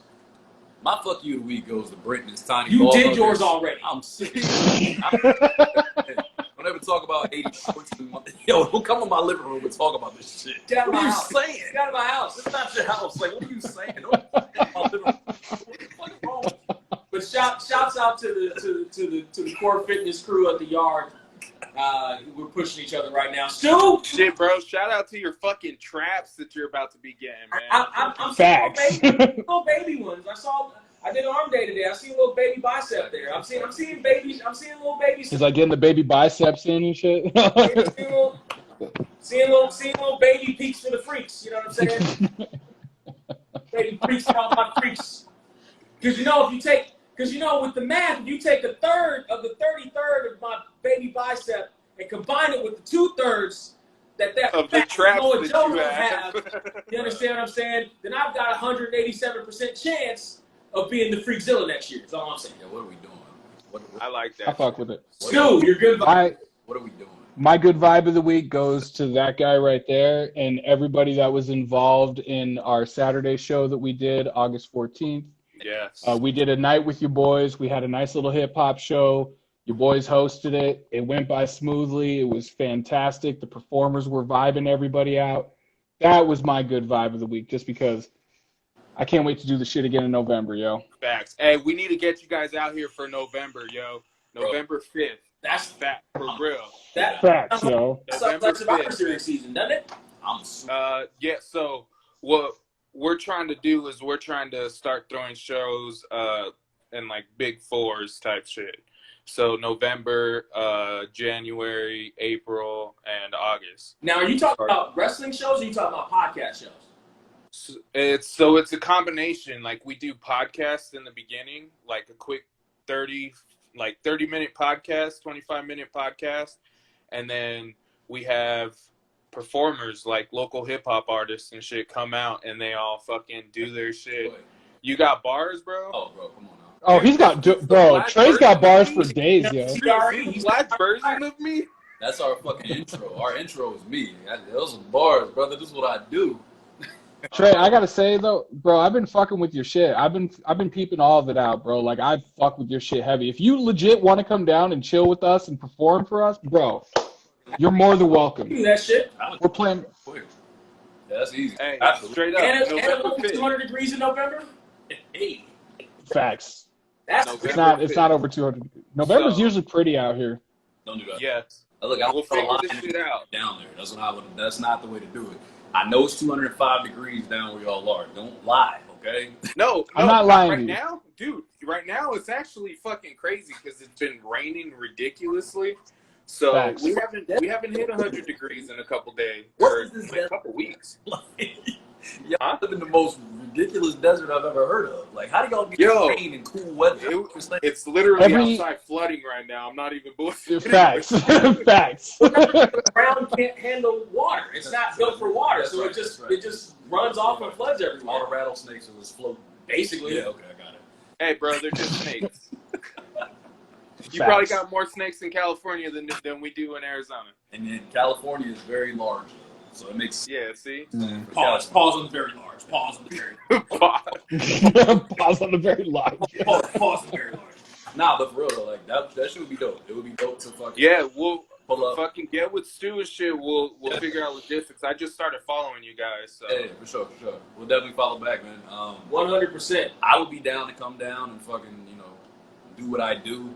Hell yeah, y'all Bro, can stay at our shows are a vibe, Hey, yo. hype man. Our shows are a legit vibe. Y'all be in Flavor Flav. He will not be on stage at all. Y'all sell Bitcoin in Arizona? That what? I'm sure you can find one, yo, straight up. Yeah, boy. Jesus. Yeah, here, like. It's not important what he said. It's not important what he said. Look, man, y'all have been fucking phenomenal. Ask me the question, Trey. Zeus. Which question? Which question am I supposed to ask? About the end of the podcast question? Yes. Jesus Christ. Where can they find you guys? Look, we say this every week on our podcast, and I'm going to reiterate it as best as I possibly can. Like y'all are dope. Y'all are pretty much, becoming friends of us, so we fuck with y'all. But everyone else, we don't need your follows, yo. I don't need you stalking my life on Instagram at Zeus. Or me on Instagram and Twitter, Babyface Stu. I don't figure out my inner thoughts on Twitter at HeelZeus. And I don't need you trying to follow the show account on Twitter at HeelFace520. Or on Instagram at HeelFace Podcast. Facts. And I don't need your titty pictures, your ditty pictures, your fur daggers, your sick invite messages sent to me at MCStizza26 on Snapchat. Yeah. But if you are going to send that to anybody, send that to me at Zeus Marquez. That's ZeusMarkez and get left on red. And screenshotted. Facts. But if you do want to follow us, like for real, if you want to hit a like button or anything, you can follow us on Spotify, Google Podcast, Anchor.fm, or fucking Apple. Apple Podcast, yeah. Yeah, show some love, bro. We appreciate you guys. Yo, that pattern. These guys are pretty good. That fucking pattern. That fucking pattern was fantastic. That shit was fantastic. Hey, at the end of the day, we're marks, so we understand. Facts. Facts. I feel inadequate. What are you talking about? Shit. You guys, by the way, I don't know if you saw earlier, Beezy threw a peace sign in the chat. You guys should go follow her as well. She's a local artist here in Tucson. She's really good. Roll up. I saw that. I did see it. Yes. She throws shows every month too, so facts. Send her your shit, bro. She thinks you're dope. She'll bring you out here before we do. No, I'm just kidding. Okay,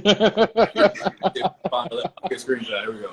Boom. Okay, screenshot. I'll find it later. Man. All right, so Brent asked me. You're supposed to ask me. Yeah. God damn it. Where can they find you, Brent? They can find me at Surreal469 on everything. SURREAL, the numbers 469. I'm actually gonna retool my shit. I'm gonna go ahead and because I'm not seeing the results I want to on the Surreal469 on everything, particularly the YouTube shit. So I'm gonna retool some shit. It's under construction right now. I heard y'all were taking a break. The Surreal469 is gonna kind of do the same thing, retool, come back. But I am Surreal469 on literally all the socials media. If you want to check in on my working out progress, you want to see the baby traps come in, the growth in the garden that is the muscular fortitude that is your boy Surreal469. Show your man some love, yo. Real 200. Where can they find you? These are words. Where can they find you, Trey? First off, gross. And what he said was gross. I hated all of it. Don't talk. All right, listen. You can find me 1989 TRE on everything except for YouTube because YouTube hates me. You can also find me on YouTube if you just happen to want to one day. TRE 72289. That's where I'll be. And Brenton, bring me for a second. Where can they find us? They can find us pretty much everywhere. If you're listening to this podcast and you want to see our bright and shiny faces, all you have to do is go to tinyurl.com/getHereTube. That's tinyurl.com/getHereTube. That's the direct link to our YouTube page, which you want to follow because we're the best fucking thing on YouTube, don't you know? And if you just want to search it, make sure you search how did we even get here. If you don't put that even in there, you ain't gone far enough. You'll end up in the UK. How did we even get here? Listen, man. I don't We've been trying to figure figure it out for 83 episodes. We ain't figured it out yet. We don't know how. Yo, bro, I was about to go to sleep, and I seen you guys were still talking, and I just ended up here. So I don't know how the fuck That's how it happens, bro. If you're watching us and you want to listen to us, we are on, at the moment, 13 different audio platforms. All you got to do is go into the links below at the YouTube description down there and find your favorite one follow it, share the shit because we're dope. And goddamn it, why don't we have that Joe Rogan money yet? I don't know. We need it. We need that Joe Rogan bag. So, yo, get them some fucking sponsors. I'm trying to hear these dudes sell dick pills. Bro, legit. I found your guys' show. I found your guys' show because Brent, you and I listened to the same podcast, All Monster Sounds Off, and he shouted you out on the show. So I was like, I heard the topics that he was talking about, and I was like, I gotta peep these dudes out. Yeah, y'all are fucking hilarious, straight up. You guys are the best. I asked him about that earlier. I was like, yo, Stu has been around for a minute following us. I was like, how exactly? I thought you were Brent's friend before. We've been trying to link up a long time ago, but a whole bunch of shit's been happening. But I'm glad we finally did. Yeah. This was fun. This has been months in the making. Yo, hey, let's do it again. Absolutely. Facts. Place next time. Yeah, for sure. No, we don't take guests on our podcast. No, just. Guy. Who the fuck is this guy? Who is this guy? Pause on the he's my level of dick. Pause on the he's my level of dick. Oh wait, Zeus, it's Tuesday. They can believe the hype, yo. Oh, this is all hype. That's the only reason why I'm feeling it, bro. So I'm trying to believe it on Tuesdays. Every other day, don't believe the hype. I'm just Zeus.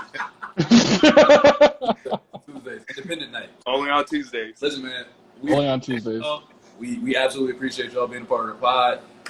Stu, you held it down for like 90% of the pod. Zeus, you came in the last 10%, but you came in like big. Basically, he's the AJ Styles tagged into almost. He's the hot tag. Like he came in. Facts. That's definitely AJ Styles, man. Feature the big. Or he's Shawn Michaels. I'm Janetti. Facts, yo. I'm just a sexy boy. That's what Facts. You don't know his role in the tag team. You know what I'm saying? Like, you don't know if he's the one getting thrown. Stu, does that make you a crackhead that wants to fuck your daughter? I don't understand. That's a weird. No, he just makes people disappear, bro. That's a weird comparison. Right. That story. We covered all of that on our show, yo. Yo, Marty Jannetty's a staple on the HeelFace podcast. Facts. Probably. I'm pretty sure I listened to one of y'all podcasts. When we first started trying to link up, y'all went on a whole rant about Martin Jannetty, and I remember just cracking up like, yo, these dudes is crazy as shit. Like, I think you sent it to me. I want to hear him. I want to hear him first, and I was like, all right. They got it. Yeah, they definitely got it. Yeah. Yo, we for real appreciate y'all, man. We'll definitely got to do this again. Most stuff, yeah. Man, listen, this was solid as fuck. I'm sorry for Brent being Brent. I apologize for everything else, man. I appreciate y'all joining. I'm the shining star of this shit. A great moment that we had. I'm the reason anybody came to watch us. You're not on camera. Hey, bro, I like this guy. I do the exact same thing. I just take the. I know damn well Miss Patty Logan come in and see your punk ass. She didn't want to see you. She was in the thing already. She didn't join for you. Listen, she saw you left, bro. What are you doing? Like, this is. Hey, stop making friends. Friends shouldn't break up over females. We're not. Let's be friends here. I don't even like her. I don't know her. Fuck her. You smoked her. Yeah. Okay. I love her. Weed. Anyway, look, this has been a great pod. I appreciate y'all pulling up. And the way we do it every time, man, this is the end. Brent, my guy, solid. You guys, appreciate you. I'm pound it out. Pause. Yes. Pound it out. But yo, the way we always do it. Hit it. How did we even get here? Cause I swear I don't recognize shit here.